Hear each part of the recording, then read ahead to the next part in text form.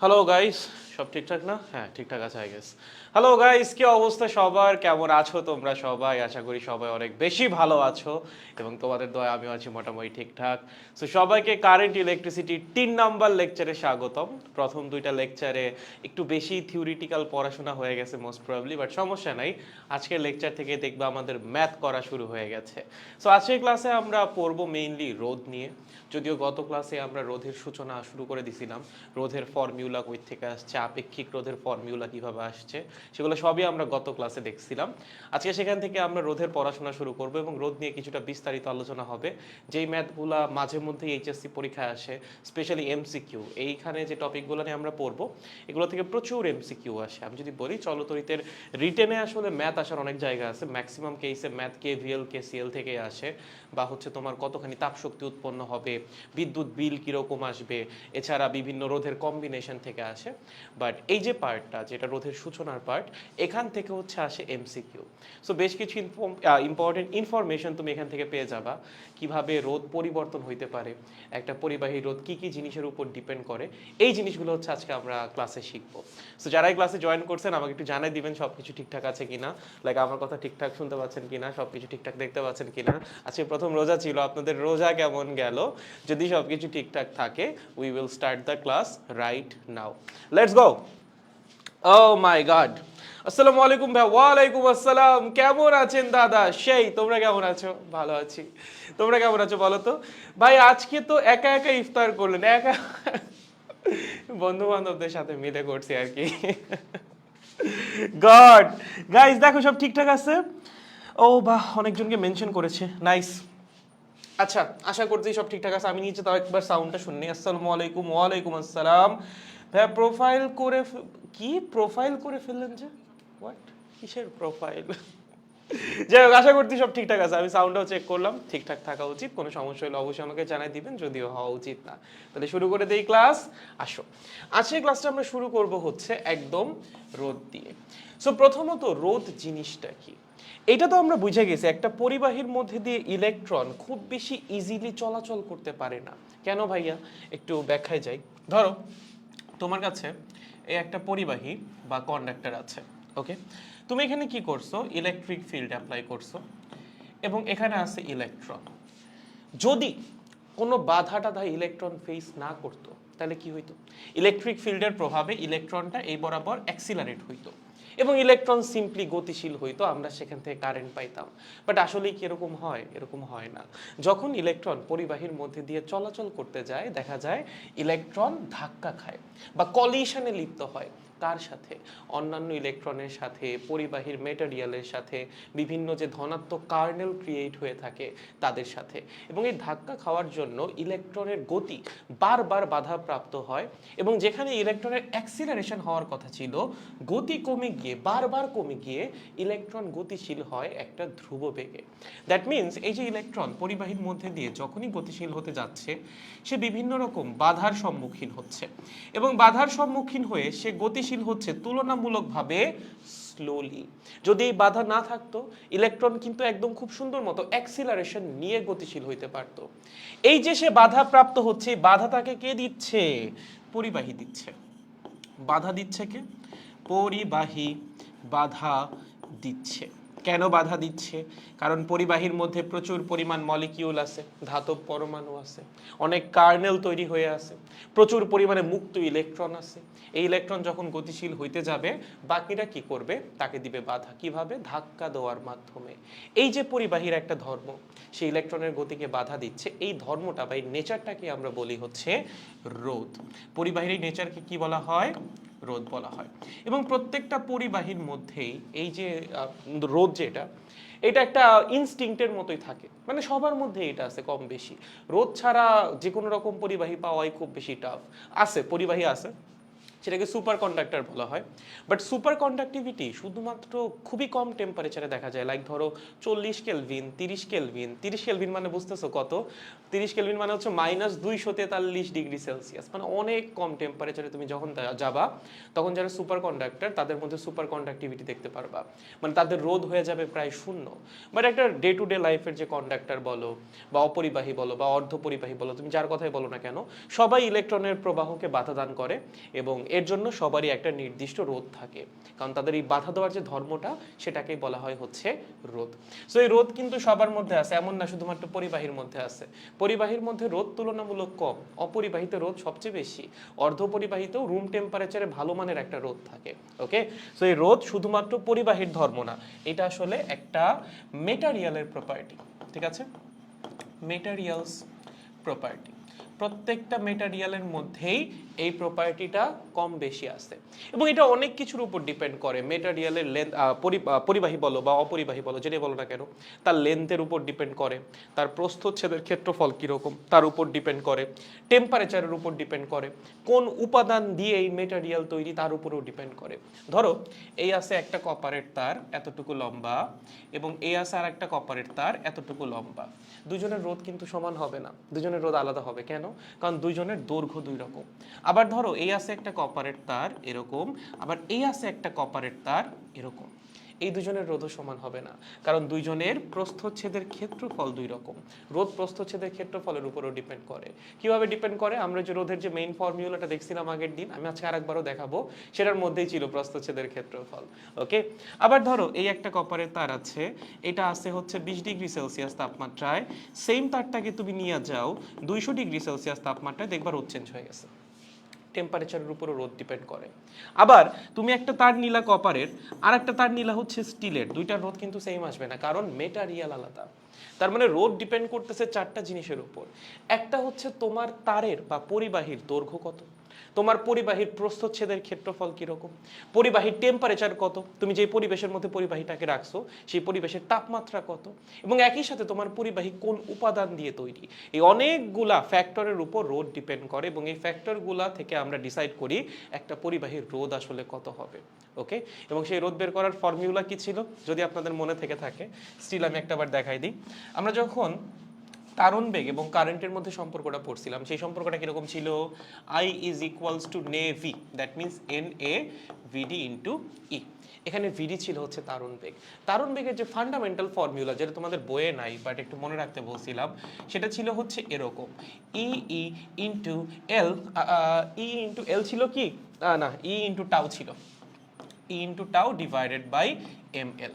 ওকে, এইটা ছিল আমাদের তারণ বেগ বা ড্রিফট ভেলোসিটির মেইন ফর্মুলা। এখন এই মানটাকে যদি আমি সমীকরণে একটু বসাই দিই, তাহলেই দেখবো রোধের ফর্মুলা চলে আসছে। চলো একটু বসাই, NA ইন্টু VD মানে কি? VD মানে হচ্ছে EE টাউ, এটা হচ্ছে টাউ রিল্যাক্সেশন টাইম, মনে আছে কিনা? দুইটা কলিশনের মাঝখানে ইলেকট্রন এভারেজে যতটুকু ডিস্টেন্স অতিক্রম করে বা যতটুকু সময় লাগে দুইটা কলিশনের মাঝখানে ডিস্টেন্সটাকে বলা হয় হচ্ছে ফ্রি পাথ। ধরো এই একটা ইলেকট্রন আছে, এই ইলেকট্রনটা এখানে গেল, গিয়ে একটা সংঘর্ষে লিপ্ত হইলো, দেন এখানে আসলো আর একটা সংঘর্ষে লিপ্ত হইলো, দেন এখানে গেল আর একটা সংঘর্ষে লিপ্ত হইলো। দুইটা সংঘর্ষের মাঝখানে ইলেকট্রন যতটুকু ডিস্টেন্স অতিক্রম করে সেটাকে আমরা বলি হচ্ছে ফ্রি পাথ, অনেকটা গ্যাসের কণার মতো। এবং এই ফ্রি পাথ অতিক্রম করতে বা দুইটা কলিশনের মাঝখানে যতটুকু সময় অতিবাহিত হয় সেটার এভারেজকে বলি হচ্ছে আমরা রিল্যাক্সেশন টাইম। কি বলি? রিল্যাক্সেশন টাইম, যেটাকে প্রকাশ করা হয় হচ্ছে টাউ দ্বারা। মনে আছে এই প্রত্যেকটা জিনিস কিন্তু আমরা ব্যাখ্যা সহ পড়ছিলাম। ওকে, তাহলে আসো আমরা একটু মান বসাই দিই, E tau divided by M into L into হচ্ছে ই। ওকে, সো এখান থেকে যদি একটু সাজাই লিখি, চলো আমরা এটা ই ছিল না, দুঃখিত, এটা ছিল ইভি, নিচে এল না দিলে হচ্ছে ই লেখা যাইতো, এখানে হবে হচ্ছে ইভি, যেখানে ভি ছিল হচ্ছে পরিবাহীর দুই প্রান্তের বিভব পার্থক্য। মানে একটা ফর্মুলা ছিল হচ্ছে ই ই টাউ ডিভাইডেড বাই এম, আর এমটাকে আমরা রিপ্লেস করছি, ইটাকে আমরা রিপ্লেস করছিলাম হচ্ছে ভি ডিভাইডেড বাই এল দিয়ে। সো এটা ছিল অ্যাকচুয়াল ফর্মুলা, মাই ব্যাড, আমি নিজে একটু ভুল লিখছিলাম। সেখান থেকে যদি আমরা একটু সাজাই লিখি তাহলে খেয়াল করো, N into E squared into tau divided by হচ্ছে ML into A into V। Okay, এখান থেকে আমার লাগবে হচ্ছে রোধ। রোধ মানে কি বলো? ওহমের সূত্র থেকে আমরা কি জানি? ওহমের সূত্র থেকে আমরা জানি একটা পরিবাহীর দুই প্রান্তের বিভব পার্থক্যকে পরিবাহীর মধ্যে দিয়ে প্রবাহিত কারেন্ট দ্বারা ভাগ করে দাও, তাহলে তুমি কি পেয়ে যাবা? পরিবাহীর রোধ। That means R is equals to V divided by I. দেখো সমীকরণের এই পাশে ভি আছে, এই পাশে আই আছে, সো সামহাও যদি আমরা ভি ডিভাইডেড বাই আই বের করে ফেলতে পারি, সেটাই হবে আমাদের রোধের ফর্মুলা। তাহলে আমরা একটা কাজ করি, আরেকটা বার লিখি, I is equals to N E square tau divided by M into A by L. Okay, আর মাল্টিপ্লাইড বাই আছে হচ্ছে ভি। আমার কি লাগবে? আমার লাগবে ভি ডিভাইডেড বাই আই, কারণ আমার তো রোধের ফর্মুলা দরকার। রোধ মানে কি? ভি বাই আই, তাই না? তো একটা কাজ করি, আইটাকে এই পাশে নিয়ে আসি, বাকি সব কিছুকে নিয়ে আসি এই পাশে। তাহলে আমাদের ফর্মুলাটা দাঁড়াবে হচ্ছে এরকম, V divided by I is equals to M L divided by N E squared tau into A. Okay, V মানে হচ্ছে পরিবাহীর দুই প্রান্তের বিভব পার্থক্য, আই মানে হচ্ছে পরিবাহীর মধ্যে দিয়ে প্রবাহিত কারেন্ট। এই রেশিও তোমাকে কি দিবে? অবশ্যই রোধ দিবে। সো এটাই হচ্ছে আমাদের রোধ, R is equals to M L divided by N E squared tau A. এইটাই রোধের একদম বেসিক বা ফান্ডামেন্টাল ফর্মুলা। এবং এই ফর্মুলা থেকে আমরা বের করতে পারবো যে রোধ আসলে কিসের কিসের উপরে নির্ভর করতেছে। যেমন তুমি যদি চিন্তা করো, আচ্ছা আমি একটু পরেই দেখাই, ঠিক আছে, যে রোধটা কিসের কিসের উপর নির্ভর করতেছে, কারণ আমি একটা চার্ট করে রাখছি, সেখানে গিয়ে হচ্ছে দেখাচ্ছি। সো এটা আমাদের রোধের ফান্ডামেন্টাল ফর্মুলা, বুঝেছেন? ফান্ডামেন্টাল ফর্মুলা মনে থাকবে? ওকে, এটা মুখস্থ করার দরকার আছে কি ভাইয়া? না, দরকার নেই, এটা মুখস্থ করার দরকার নেই। বাট এই ফর্মুলা দেখলে যেন তুমি বুঝো যে এটা আসলে আসছে কই থেকে। এটা মুখস্থ করা লাগবে না তোমার, এটাও মুখস্থ করা লাগবে না, এটাও মুখস্থ করা লাগবে না। বাট রোধ কিভাবে এই চারটা জিনিসের উপর ডিপেন্ড করতেছিল সেটা বোঝার জন্য এই ফর্মুলা তোমার জানা থাকা লাগবে। আমি তোমাকে মুখস্থ করতে বলতেছি না, বাট নোট খোলার পর তুমি যেন দেখে বুঝতে পারো, তাইলেই হবে, আর কিছু না। ওকে, সো এটা হচ্ছে আমাদের রোধের মেইন ফর্মুলা, যেটা আমরা লাস্ট ক্লাসেও প্রুভ করছিলাম। এবং এখান থেকে আমরা রোধ কিভাবে বিভিন্ন জিনিসের উপর ডিপেন্ড করে এবং কি কি প্যারামিটার চেঞ্জ করলে রোধের মান চেঞ্জ হওয়া সম্ভব সেটা অবজার্ভ করব। তার আগে রোধের সংজ্ঞাটা আরেকবার, যদি পরীক্ষায় চলে আসে, এটা লেখা লাগবে, যেই ধর্মের জন্য কোনো পরিবাহী তার মধ্যে দিয়ে প্রবাহিত কারেন্টকে বা তড়িৎ প্রবাহকে বাধা দেয়, তাকে ওই পরিবাহীর রোধ বলা হয়। রোধের একক কি? রোধের একক হচ্ছে ওম। ওকে, রোধের একক কি? ওম। মনে থাকে জানো? রোধ কিসের কিসের উপর ডিপেন্ড করে, এই যে খেয়াল করো, এইটা হচ্ছে ইম্পর্টেন্ট, এইটা ইম্পর্টেন্ট এমসিকিউ এর জন্য। কোন কোন জিনিসের উপর রোধ ডিপেন্ড করতেছে? রোধ ডিপেন্ড করে তাপমাত্রার উপর, রোধ ডিপেন্ড করে পরিবাহীর উপাদানের উপর, রোধ ডিপেন্ড করে পরিবাহীর দৈর্ঘ্যের উপর এবং প্রস্থচ্ছেদের ক্ষেত্রফলের উপর। এই থেকে কিন্তু এমসিকিউতে আসবে, ঠিক আছে? কোনো না কোনো পরীক্ষায় এমসিকিউতে পাওয়া যাবা যে নিচের কোনটির উপর রোধ নির্ভর করতেছে। এই চারটার মধ্যে যে কোনো তিনটা দিয়ে দিবে অথবা দুইটা দিয়ে দিবে, বহুপদী সমষ্টি সূচক প্রশ্নে তোমার সিলেক্ট করা লাগবে। ভুল যেন না হয়, এই চারটার বাইরে অন্য কোনো কিছুর উপর রোধ ডিপেন্ড করে না, রোধ ডিপেন্ড করে শুধুমাত্র এই চারটা জিনিসের উপর। এখন তোমার মধ্যে প্রশ্ন জাগতে পারে যে ভাইয়া রোধ কিভাবে এই চারটা জিনিসের উপর ডিপেন্ড করে, এটাও একটু দেখাই দিই তোমাদেরকে। আসো, চারটা জিনিসের উপর রোধ কিভাবে ডিপেন্ড করতেছে রোধের ফর্মুলা লিখলেই বুঝে যাবা। ফর্মুলাটা কি পাইলাম আমরা? R is equals to M L divided by N E square tau into A, তাই না? প্রথমত আসি, রোধ কিভাবে দৈর্ঘ্যের উপর ডিপেন্ড করতেছে। কিসের উপর? দৈর্ঘ্য। তুমি যদি একটু সিম্পলি তাকাও, এখানে এল, যেটা এল কি? এল হচ্ছে পরিবাহীর দৈর্ঘ্য। সো তুমি পরিবাহীর দৈর্ঘ্য যত বাড়াবা, রোধ তো তত বাড়বেই, তাই না? তুমি যদি দৈর্ঘ্য বাদে বাকি সব কিছুকে কনস্ট্যান্ট রাখতে পারো, এম হচ্ছে ইলেকট্রনের ভর, এন হচ্ছে একক আয়তনে ইলেকট্রন সংখ্যা, পরিবাহীর একক আয়তনে যে ইলেকট্রন সংখ্যা সেটাকে বলা হয় হচ্ছে এন, ই হচ্ছে ইলেকট্রনের চার্জ এবং টাউ হচ্ছে রিল্যাক্সেশন টাইম, আর এ হচ্ছে কি? পরিবাহীর প্রস্থচ্ছেদের ক্ষেত্রফল। সো তুমি যদি পরিবাহীর দৈর্ঘ্য বাদে বাকি সব কিছুকে কনস্ট্যান্ট রাখতে পারো, তাহলে রোধ ডিরেক্টলি প্রপোর্শনাল হবে পরিবাহীর দৈর্ঘ্যের সাথে। তার মানে তুমি পরিবাহীর দৈর্ঘ্য যত বাড়াবা, রোধও তত বাড়বে। তুমি পরিবাহীর দৈর্ঘ্য যত কমাবা, রোধ তত কমবে। ভাই আমি যদি পরিবাহীর দৈর্ঘ্য দ্বিগুণ করি, রোধ দ্বিগুণ হবে। কেন? ডিরেক্টলি সমানুপাতিক। তুমি যদি দৈর্ঘ্য ডাবল করে দাও, ধরো একটা কপারের তার আছে, সেটাকে তুমি লেন্থে করলা ডাবল, অবশ্যই তার রোধ দৈর্ঘ্য ডাবল করার জন্য অর্ধেক হয়ে যাবে। তুমি কি করলা? দৈর্ঘ্য করলা অর্ধেক, ডাবল করবা না। তুমি বললা যে ভাই আমি রোধ অর্ধেক করব, রোধ অর্ধেক হয়ে যাবে। ঠিক আছে? সো রোধ ডিরেক্টলি পরিবাহীর দৈর্ঘ্যের সাথে সমানুপাতিক। আপনি দৈর্ঘ্য যত গুণ করবেন বাকি সব কিছুকে কনস্ট্যান্ট রেখে রোধও এক্স্যাক্টলি তত গুণই হবে। ওকে, গ্রেট।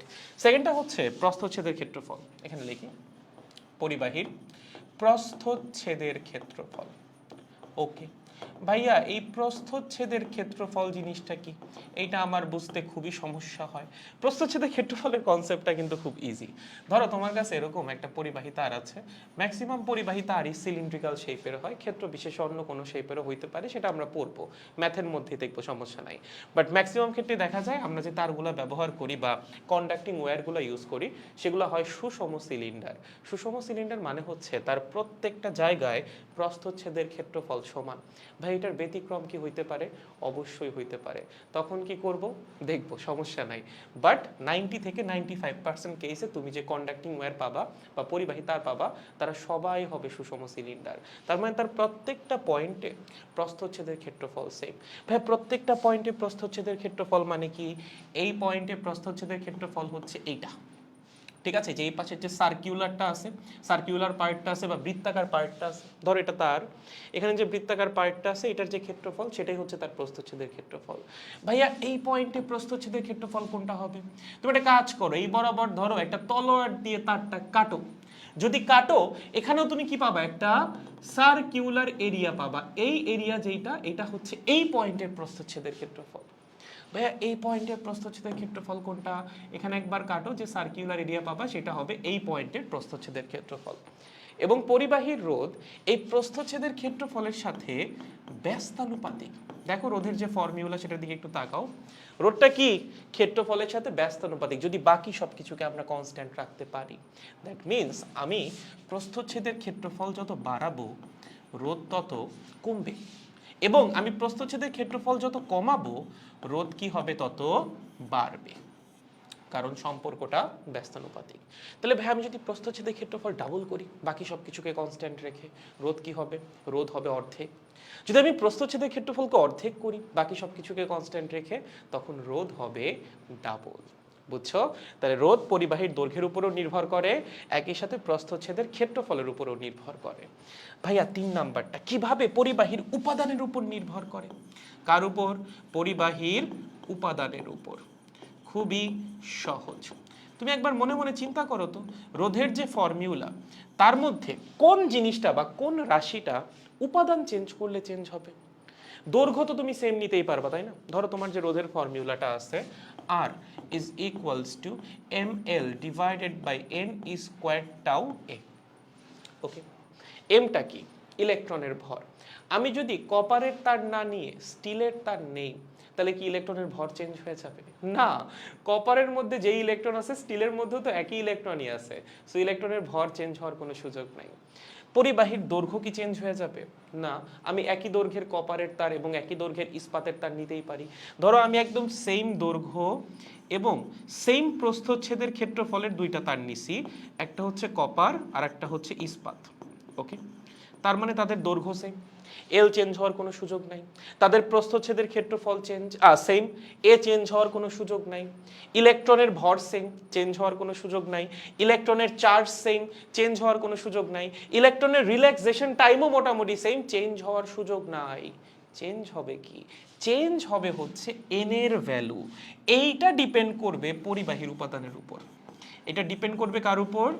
এইটা ডিপেন্ড করবে পরিবাহীর উপাদানের উপর। ঠিক আছে, পরিবাহীর উপাদানের উপর। ওকে, কারণ এই এন হচ্ছে পরিবাহীর একক আয়তনে মুক্ত ইলেকট্রনের সংখ্যা। সব পরিবাহীতে তো মুক্ত ইলেকট্রনের সংখ্যা সেম হবে না। কপারে দেখা যাবে মুক্ত ইলেকট্রনের সংখ্যা একরকম, ইস্পাতে যা হয়ে যাবে আর এক রকম। সো যখনই তুমি পরিবাহীর উপাদান চেঞ্জ করবা মুক্ত ইলেকট্রনের সংখ্যা চেঞ্জ হয়ে যাবে। দ্যাট মিনস একক আয়তনে ইউনিট ভলিউমে নাম্বার অফ ফ্রি ইলেকট্রনস যেটা এন, সেইটার ভ্যালু হয়ে যাবে পরিবর্তন। এবং তুমি চিন্তা করো এন এর ভ্যালু যদি বেশি হয়, এন এর মান যদি বাড়ে রোধের মান কমে যাবে, সম্পর্কটা ব্যস্তানুপাতিক। এন এর মান যদি কমে রোধের মান বেড়ে যাবে। এটা হওয়াটাই কিন্তু স্বাভাবিক। যখন তোমার এন এর মান বেশি, দ্যাট মিন্স তোমার কাছে প্রচুর পরিমাণ মুক্ত ইলেকট্রন আছে। বেশি মুক্ত ইলেকট্রন থাকলে তো তড়িৎ পরিবহন বেশি হবেই, তাই না? এবং তড়িৎ পরিবহন যদি বেশি হয় তার মানে কি, রোধের মান কমে গেছে। রোধ হচ্ছে বাধা দিতেছিল তড়িৎ প্রবাহকে। ধরো সামহাও তড়িৎ প্রবাহ বাইরে গেল, তুমি কি বলবা, রোধ কি বাড়ছে নাকি কমছে? রোধ অবশ্যই কমছে, কারণ তড়িৎ প্রবাহ কি হইছে, বাইরে গেছে। এখন তুমি এমন একটা পরিবাহী নিলা যার এন এর মান কম, মুক্ত ইলেকট্রন যদি কমে যায় তড়িৎ পরিবহন কমে যাবে না? অবশ্যই কমে যাবে। তখন আমরা বলবো হচ্ছে রোধ বেড়ে গেছে। এজন্যই বলা হয় রোধ পরিবাহীর উপাদানের উপরও নির্ভর করে, কোন উপাদান দিয়ে পরিবাহীটা তৈরি। কারণ পরিবাহীর উপাদান চেঞ্জ করার সাথে সাথেই এন এর ভ্যালু চেঞ্জ হয়ে যাবে, মুক্ত ইলেকট্রনের সংখ্যা চেঞ্জ হয়ে যাবে, এবং এই সংখ্যাটা চেঞ্জ হইলে সেটা অবশ্যই রোধের মানের উপর একটা ইফেক্ট ফেলবে। ক্লিয়ার? এই তিনটা জিনিস আই গেস বুঝা গেছে।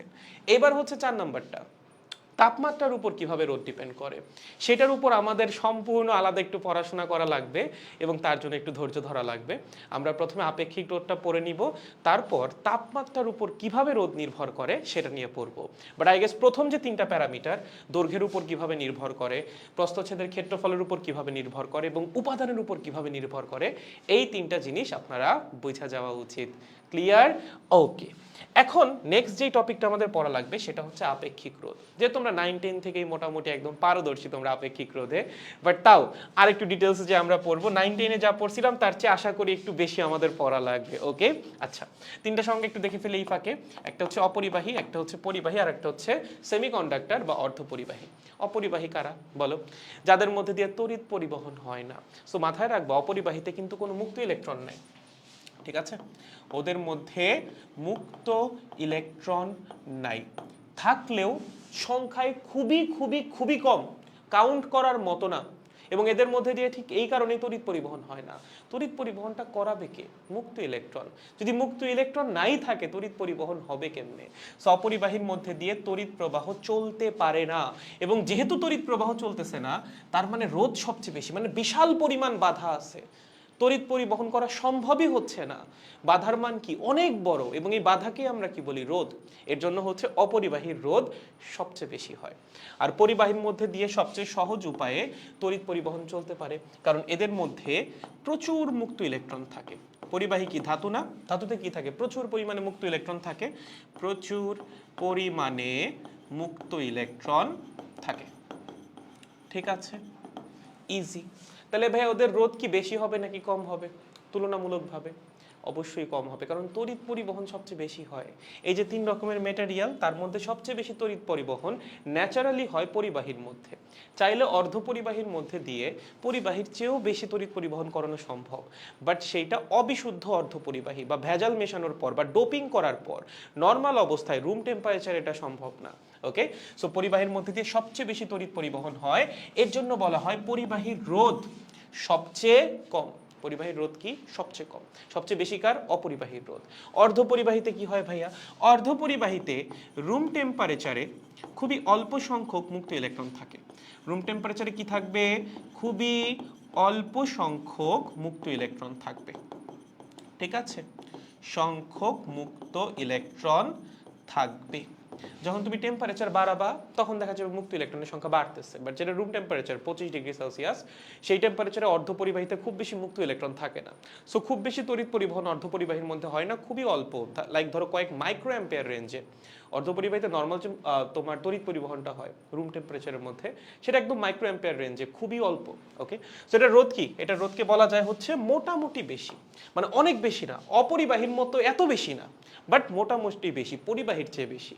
তার মানে রোধ সবচেয়ে কম হবে হচ্ছে পরিবাহীতে।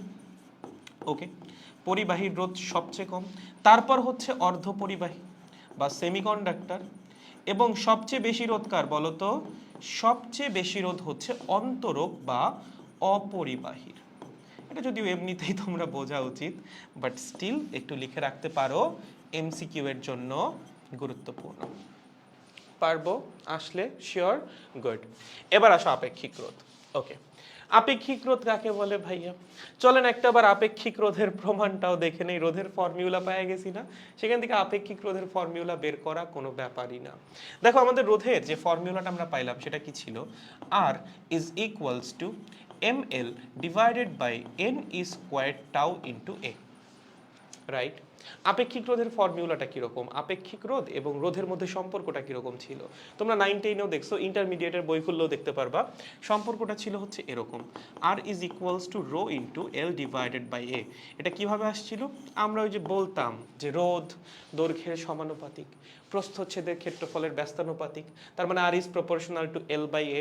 দেন সেই প্রপোর্শনাল সাইন সরিয়ে ইকুয়াল সাইন আনার জন্য আমাদের সাথে একটা কনস্ট্যান্ট নিয়ে আসা লাগতো, সেই কনস্ট্যান্টটাকেই বলতাম হচ্ছে আমরা আপেক্ষিক রোধ। এবার এই জিনিসটাকে এই ফর্মুলার সাথে একটু কম্পেয়ার করো।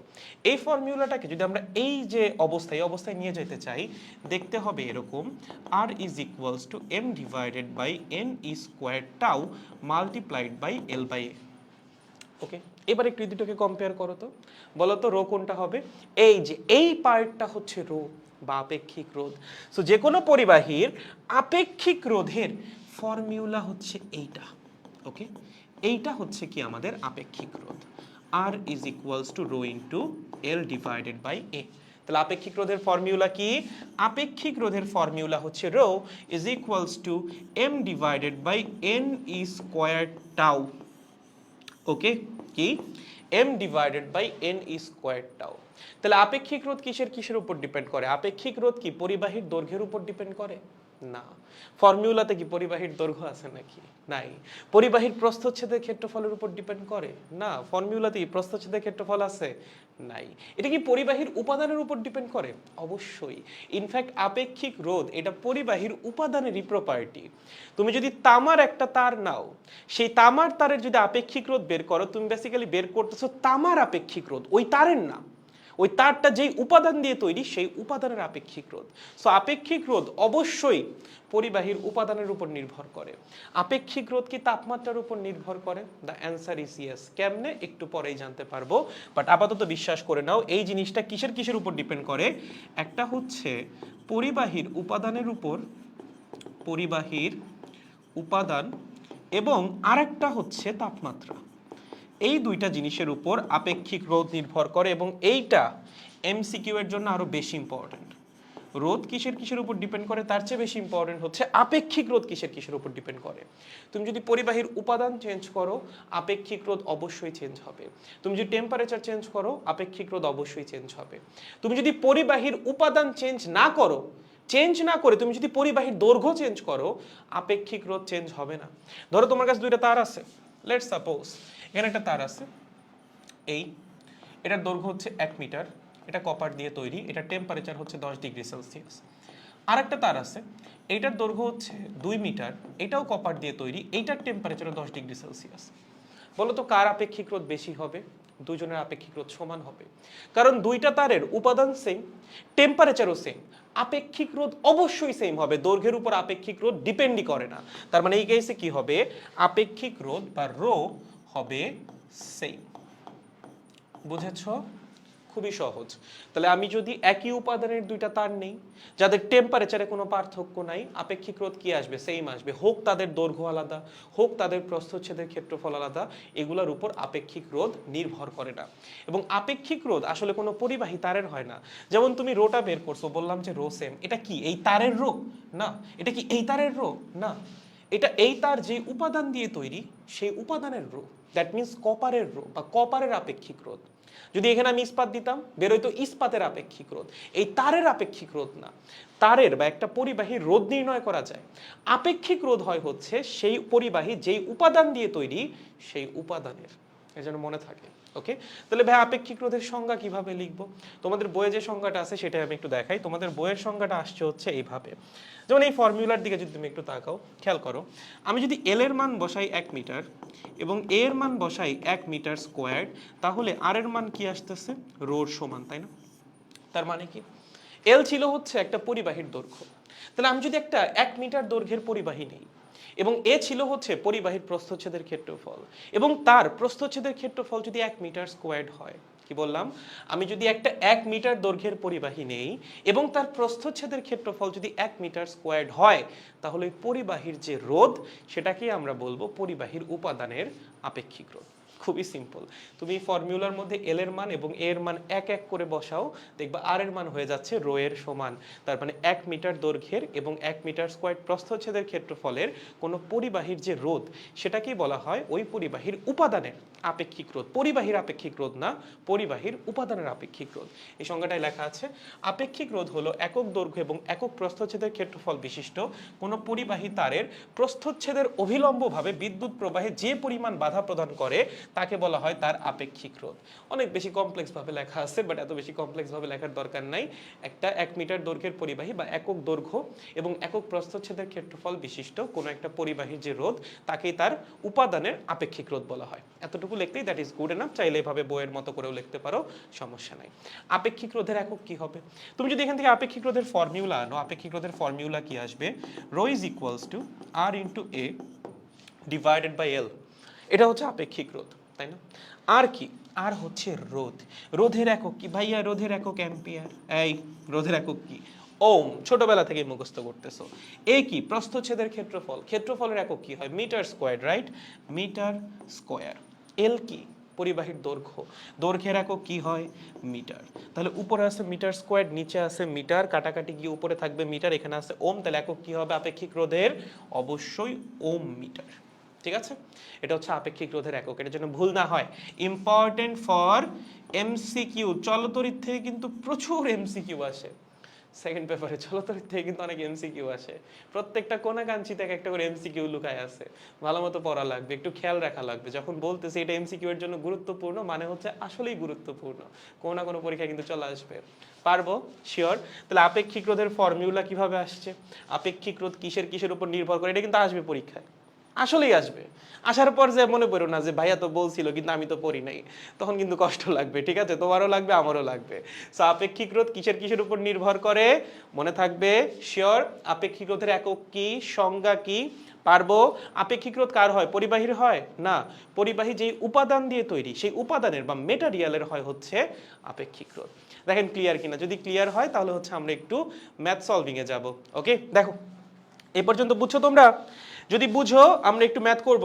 Let's go. Oh my god guys, হ্যাঁ, কারেন্ট ইলেকট্রিসিটি শেষে আমার কি কারেন্ট শেষ হয়ে যাবে? বেটা, কারেন্ট হতে হবে হচ্ছে কি বলে একটা ফিল্ডের মতো, অফুরন্ত, শেষ হওয়া যাবে না, আসতেই থাকবে। ঠিক আছে, মানব দেহের কারেন্ট শেষ হতে অনেক সময় লাগে রে দাদা। কারেন্ট ইলেকট্রিসিটি পড়ার সময় কেন আমার ইলেকট্রিসিটি চলে হোয়াট আমারও যা, আমার কবে যেন এটা হয়েছিল। ঠিক আছে, কেভিএল পড়াইতে যায় হচ্ছে কারেন্ট চলে গেছিল। লাইক ভাই, কারেন্ট পড়াইতে যদি কারেন্ট, নিজের শরীরের কারেন্ট চলে গেলেও একটা কথা, পারিপার্শ্বিকের কারেন্ট যদি চলে যায় তখন আসলে জাস্ট নিজের শরীর দিয়েই লাইট টাইট জ্বালানোটা বাকি থাকে আর কি। যাই হোক, কোনো একদিন সেটাও করা লাগতে পারে। জিদান ব্রো চলে আসছে, কি অবস্থা জিদান? ই স্কোয়াড কিভাবে আসলো? গত ক্লাসে তো ই স্কোয়াড আসে নাই। গত ক্লাসে ই স্কোয়াড আসে নাই না, গত ক্লাসে ই স্কোয়াড আসছিল। গত ক্লাসে স্কোয়াড আসছিল। যদি স্কোয়াড না লিখে থাকি আমি তাহলে হয়তো বা ক্যালকুলেশন মিস্টেক ছিল, বাট ই স্কোয়াড অবশ্যই আসবে। ই এর সাথে ই গুণ করলে ই স্কোয়াড আসবে না? এর মধ্যেই দেখানো আছে রে, এই যেখানে এখানে একটা ই আছে, এখানে একটা ই আছে, দুইটাকে গুণ করলেই তো ই স্কোয়াড হয়ে যাবে। আমি যদি ইন কেস লাস্ট ক্লাসে লিখে না থাকি, that was a calculation mistake of mind, অবশ্যই ই স্কোয়াড লিখতে হবে। ওকে চলো ম্যাথ করি, আসো। ওকে, এই যে এগুলো হচ্ছে এমসিকিউতে আসে, সহজ সহজ ম্যাথ ভাই, এগুলো আসে এমসিকিউতে। কি বলছে? তোমার কাছে একটা পরিবাহী আছে, সেই পরিবাহীতে আরো কিছু মেটারিয়ালস যুক্ত করে তার দৈর্ঘ্য 6 গুণ করা হলো। প্রশ্ন হচ্ছে রোধ কত পার্সেন্ট বৃদ্ধি পাবে? আচ্ছা, এখানে না একটু মানে ভাষাগত সমস্যা হয় এই কোয়েশ্চেনগুলোতে। একটা হচ্ছে আমি পরিবাহীর দৈর্ঘ্য বৃদ্ধি করতে পারি পরিবাহীতে আরো মেটারিয়ালস অ্যাড করে, অথবা হচ্ছে আমি পরিবাহীর দৈর্ঘ্য বৃদ্ধি করতে পারি পরিবাহীকে টেনে প্রসারিত করে। যখন তুমি প্রসারিত করে পরিবাহীকে লম্বা করবা তখন একই সাথে পরিবাহীর প্রস্থচ্ছেদের ক্ষেত্রফল চেঞ্জ হবে। বাট যখন তুমি উপাদান অ্যাড করে বা এক্সট্রা মেটেরিয়াল দিয়ে পরিবাহীকে লম্বা করবা তখন শুধুমাত্র পরিবাহীর দৈর্ঘ্য চেঞ্জ হবে, প্রস্থচ্ছেদের ক্ষেত্রফল না। ধরো তোমার কাছে এখানে একটা পরিবাহী আছে, লেটস সাপোজ কপার। ওকে, তুমি কি করলো? ওকে ধরে টানলা, টেনে করলা লম্বা। যদি তুমি ওকে টেনে লম্বা করো, যদি তুমি এই পরিবাহীটাকে টেনে লম্বা করো তখন দেখবা ওর প্রস্থচ্ছেদের ক্ষেত্রফল কমে আসছে লম্বা হওয়ার সাথে সাথে, কারণ ওর কাছে এক্সট্রা মেটেরিয়াল তুমি দাও নাই। তুমি যদি ওকে টানো ও একই সাথে লম্বা হবে এবং প্রস্থচ্ছেদ বরাবর চেপে আসবে। চিউইং গাম খাইছো না ছোটবেলায়? চিউইং গাম ধরে টানলে কি হইতো? যত লম্বা করতে তত চিকন হইতে থাকতো, তাই না? সেম কাহিনী, তুমি যদি টেনে লম্বা করো তখন ও লম্বা তো হবে, বাট একই সাথে সাইড বরাবর চেপে আসবে। ঠিক আছে, তার মানে দৈর্ঘ্য পরিবর্তন হওয়ার সাথে সাথে প্রস্থচ্ছেদের ক্ষেত্রফলও চেঞ্জ হবে। কখন? যখন টেনে লম্বা করব। বাট আমরা কি এখানে টেনে লম্বা করছি? না, আমরা এখানে মেটারিয়াল অ্যাড করছি। আমরা টানি নাই, মেটারিয়াল অ্যাড করে পরিবাহীর দৈর্ঘ্য করছি হচ্ছে 6 গুণ। তাহলে এই ক্ষেত্রে কিন্তু পরিবাহীর প্রস্থচ্ছেদের ক্ষেত্রফল চেঞ্জ হবে না। সো যদি কোয়েশ্চেনে লেখা থাকে যে না আমরা এক্সট্রা মেটারিয়াল দিয়ে পরিবাহীকে লম্বা করছি, তখন মাথায় রাখা লাগবে চেঞ্জ হবে শুধুমাত্র পরিবাহীর দৈর্ঘ্য, প্রস্থচ্ছেদের ক্ষেত্রফল না।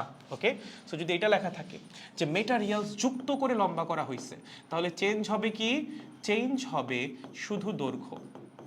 ওকে, প্রস্থচ্ছেদের ক্ষেত্রফল কি চেঞ্জ হবে? না, প্রস্থচ্ছেদের ক্ষেত্রফল থাকবে আনচেঞ্জড। ওকে, আনচেঞ্জড। বুঝতে পেরেছো? খুবই সহজ। তাহলে বলো এখানে হইছে কি? এখানে আমরা যেটা করছি, পরিবাহীর দৈর্ঘ্য করছি হচ্ছে 6 গুণ। তাহলে আগে যদি পরিবাহীর দৈর্ঘ্য হয় L1, দৈর্ঘ্য বাড়ানোর পর পরিবাহীর দৈর্ঘ্য কত হবে? 6L1, তাই না? আগে ছিল 1 মিটার, দৈর্ঘ্য করছি 6 গুণ, এখন কত? 6 মিটার। আগে ছিল 2 মিটার, দৈর্ঘ্য করছি 6 গুণ, এখন কত? 12 মিটার। তার মানে আগে দৈর্ঘ্য যদি হয় L1, এখন দৈর্ঘ্য হবে হচ্ছে 6L1। ভাইয়া প্রস্থচ্ছেদের ক্ষেত্রফল কি হবে? ভাইয়া প্রস্থচ্ছেদের ক্ষেত্রফল মনে হয় 6 গুণ হয়ে যাবে। তুমি তো মেটারিয়াল অ্যাড করে ওকে লম্বা করছো, সাইড বরাবর তো ছড়াও নাই, তাই না? জাস্ট লম্বা করছো। তাহলে প্রস্থচ্ছেদের ক্ষেত্রফল কিন্তু এখানে চেঞ্জ হবে না। যদি মেটারিয়াল অ্যাড করে লম্বা করা হয় সেক্ষেত্রে প্রস্থচ্ছেদের ক্ষেত্রফল চেঞ্জ হয় না। এখন যদি তোমার কোয়েশ্চেনে বলে দেয় যে আমি মেটারিয়াল অ্যাড করলাম, অ্যাড করে হচ্ছে দৈর্ঘ্য করলাম 6 গুণ, প্রস্থচ্ছেদের ক্ষেত্রফল করলাম দ্বিগুণ, তখনও কি তুমি প্রস্থচ্ছেদের ক্ষেত্রফল সেম ধরবা? যদি প্রশ্নে উল্লেখ করেই দেয় তুমি প্রস্থচ্ছেদের ক্ষেত্রফল চেঞ্জ করছো মেটারিয়াল অ্যাড করে, তখন তো তোমার চেঞ্জ ধরাই লাগবে। বাট যদি কোনো কিছু উল্লেখ না থাকে প্রস্থচ্ছেদের ক্ষেত্রফলের ব্যাপারে, সেক্ষেত্রে আমরা প্রস্থচ্ছেদের ক্ষেত্রফলকে আনচেঞ্জড ধরবো। যেমন এখানে বলছে কি, মেটারিয়ালস যুক্ত করে দৈর্ঘ্য 6 গুণ করা হলো। মেটারিয়ালস যুক্ত করায় প্রস্থচ্ছেদের ক্ষেত্রফলের কোনো পরিবর্তনের কথা বলা আছে? বলা নাই। তার মানে প্রস্থচ্ছেদের ক্ষেত্রফল চেঞ্জ হয় নাই। ওকে, গুড। এখানে কি ভাইয়া আপেক্ষিক রোধ চেঞ্জ হবে? না। তুমি কি অন্য মেটারিয়াল নিয়ে আসছো? আমার তার ছিল আগে কপারের, আমি নিয়ে আসছি ইস্পাত, নিয়ে আসছি স্টিল, এরকম কিছু করছি? না, সেম মেটারিয়াল এনেই যুক্ত করছি। তার মানে আপেক্ষিক রোধ চেঞ্জ হওয়ার কোনো সুযোগ নাই। ভাইয়া আমি যদি টেম্পারেচার চেঞ্জ করি, হ্যাঁ টেম্পারেচার চেঞ্জ করলে আপেক্ষিক রোধ চেঞ্জ হবে, বাট কোয়েশ্চেনে কি কোথাও বলা আছে টেম্পারেচারের কথা? বলা নেই। তার মানে আপেক্ষিক রোধ এখানে আনচেঞ্জড। ওকে, আপেক্ষিক রোধ কি থাকবে? সেম থাকবে। একই মেটেরিয়াল, সো আপেক্ষিক রোধ চেঞ্জ হওয়ার কোনো কারণ নাই। মেটেরিয়াল বা টেম্পারেচার যে কোনো একটা যদি চেঞ্জ করা হয় তখন আপেক্ষিক রোধ চেঞ্জ হবে। ওকে, তাহলে বলেন শুরুর অবস্থায় এই তারের রোধ কত হবে? শুরুতে এই তারের রোধ হবে R1 is equals to ρ1 into L1 divided by A1। আপেক্ষিক রোধ এবং রোধের মধ্যে সম্পর্কের যে ফর্মুলা সেটা, এটাকে দিলাম হচ্ছে 1 নাম্বার সমীকরণ। বলো দৈর্ঘ্য বৃদ্ধি করার পরে, দৈর্ঘ্য বৃদ্ধি করে আমরা 6 গুণ করলাম, দৈর্ঘ্য বৃদ্ধি করার পরে রোধ কত হবে?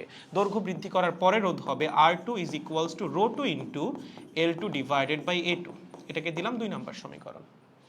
ওকে, এইবার একটা দিয়ে আরেকটাকে ভাগ করো, R2 ডিভাইডেড বাই R1 হবে ρ2 by ρ1 into L2 by L1 into A1 by A2। ρ2 আর ρ1 সেম, কাটাকাটি, দাও কেটে, কেটে দাও, কেটে দাও। প্রস্থচ্ছেদের ক্ষেত্রফল সেম, কেটে দাও। L2 মানে কত? 6L1, তাই না? তাহলে বসাও তো 6L1 ডিভাইডেড বাই L1, তার মানে 6। তাহলে R2 আসবে হচ্ছে 6R1। তার মানে রোধ কি হবে? সিম্পলি 6 গুণ হবে। রোধ কয় গুণ হবে? রোধ হবে 6 গুণ। বাট প্রশ্ন তোমাকে বলছে রোধ কত পার্সেন্ট বৃদ্ধি পাবে। তার মানে আমাদের দেখা লাগবে রোধ বৃদ্ধি পাইছে কতটুকু, এবং দেখা লাগবে কত পার্সেন্ট, মানে শতকরা কতটুকু বৃদ্ধি পাইছে। তাহলে প্রথমে আমরা একটু দেখি রোধ বৃদ্ধি পাইছে কতটুকু। রোধ ছিল কত আগে? R1, এখন হয়েছে কত? R2। তাহলে রোধ বৃদ্ধি পাইছে কতটুকু? রোধ বৃদ্ধি পাইছে R2 মাইনাস R1 পরিমাণ। ওকে, R2 এর মান কত? R2 এর মান হচ্ছে 6R1। কত? 6R1 মাইনাস হচ্ছে R1, দ্যাট মিন্স 5R1। তাহলে রোধ আমার এতটুকু বৃদ্ধি পাইছে। এটা তো বৃদ্ধি, বাট আমার লাগবে শতকরা বৃদ্ধি, পার্সেন্টেজ অফ চেঞ্জ। এটা কেমনে বের করব? শতকরা পরিবর্তন বা শতকরা বৃদ্ধি যদি তুমি বের করতে চাও, উপরে বসাইতে হবে বৃদ্ধি, নিচে বসাইতে হবে আদিমান মাল্টিপ্লাইড বাই 100%। ওকে, এটা হচ্ছে পরিবর্তন বের করার নিয়ম। কি? উপরে বসাইতে হবে পরিবর্তন, নিচে বসাইতে হবে আদিমান মাল্টিপ্লাইড বাই 100%। এইটার থ্রুতে আমরা কি পেয়ে যাব? শতকরা পরিবর্তন পেয়ে যাব বা শতকরা বৃদ্ধি পেয়ে যাব। তাহলে বৃদ্ধি পাইছে কতটুকু? 5r1 divided by r1 into হচ্ছে 100%, তার মানে 500%।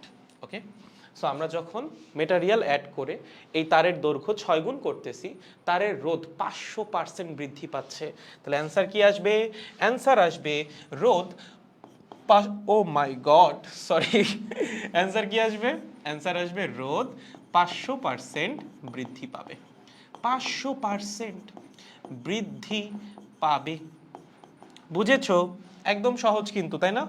ম্যাথ খুব সহজ এগুলা, এইসব ম্যাথ হচ্ছে সহজ সহজ ম্যাথ। ওকে, পারবো শিওর। ভাইয়া এই ম্যাথ করার কি কোনো শর্টকাট নিয়ম আছে? আছে, সেটা হচ্ছে ফাইনাল রোধ হবে n ইন্টু ইনিশিয়াল রোধ। ওকে, এখানে n কি? n হচ্ছে final length divided by initial length, আর কিছু না, এতটুকুই। বলো এখানে ফাইনাল লেন্থ কত ছিল? তারের ফাইনাল দৈর্ঘ্য কত ছিল? আদি দৈর্ঘ্যের 6 গুণ, তার মানে এল এফ হবে 6 into L I. L I কাটাকাটি যাবে, এন এর মান কত হবে? 6। তবে এখানে 6 বসায় দাও, অবশ্যই তোমার ফাইনাল রোধ চলে আসবে ইনিশিয়াল রোধের 6 গুণ। খুবই সিম্পল। ওকে, সো রোধ যদি 6 গুণ হয়, তার মানে রোধ বৃদ্ধি পাইছে 5 গুণ। 5 গুণ বৃদ্ধি পাওয়া মানে কি? 500% বৃদ্ধি পাওয়া। সহজ একদম। এগুলো এমসিকিউতে আসবে, এগুলো কিন্তু প্র্যাকটিস করা লাগবে ভালো মতো। পারবো শিওর, এগুলো মানে সময় দেওয়া যাবে না, 1 মিনিটের মধ্যে সলভ করতে পারা লাগবে। কারণ এমসিকিউতে তুমি কিন্তু 1 মিনিটের বেশি সময় পাবা না, এইচএসসি পরীক্ষায় অ্যাডমিশনে গিয়ে তো 45 সেকেন্ড সময় পাবা। ওকে, সো এগুলো হচ্ছে ফাস্ট সলভ করতে পারা লাগবে। তবে ফাস্ট করতে গিয়ে আবার ভুল করা যাবে না। এই টেন্ডেন্সি আবার অনেকের মধ্যে আছে যে ভাইয়া আমি 1 মিনিটেই 2টা এমসিকিউ সলভ করবো, 1 মিনিটেই আমি 3টা এমসিকিউ সলভ করবো, ম্যাথ সলভ করবো।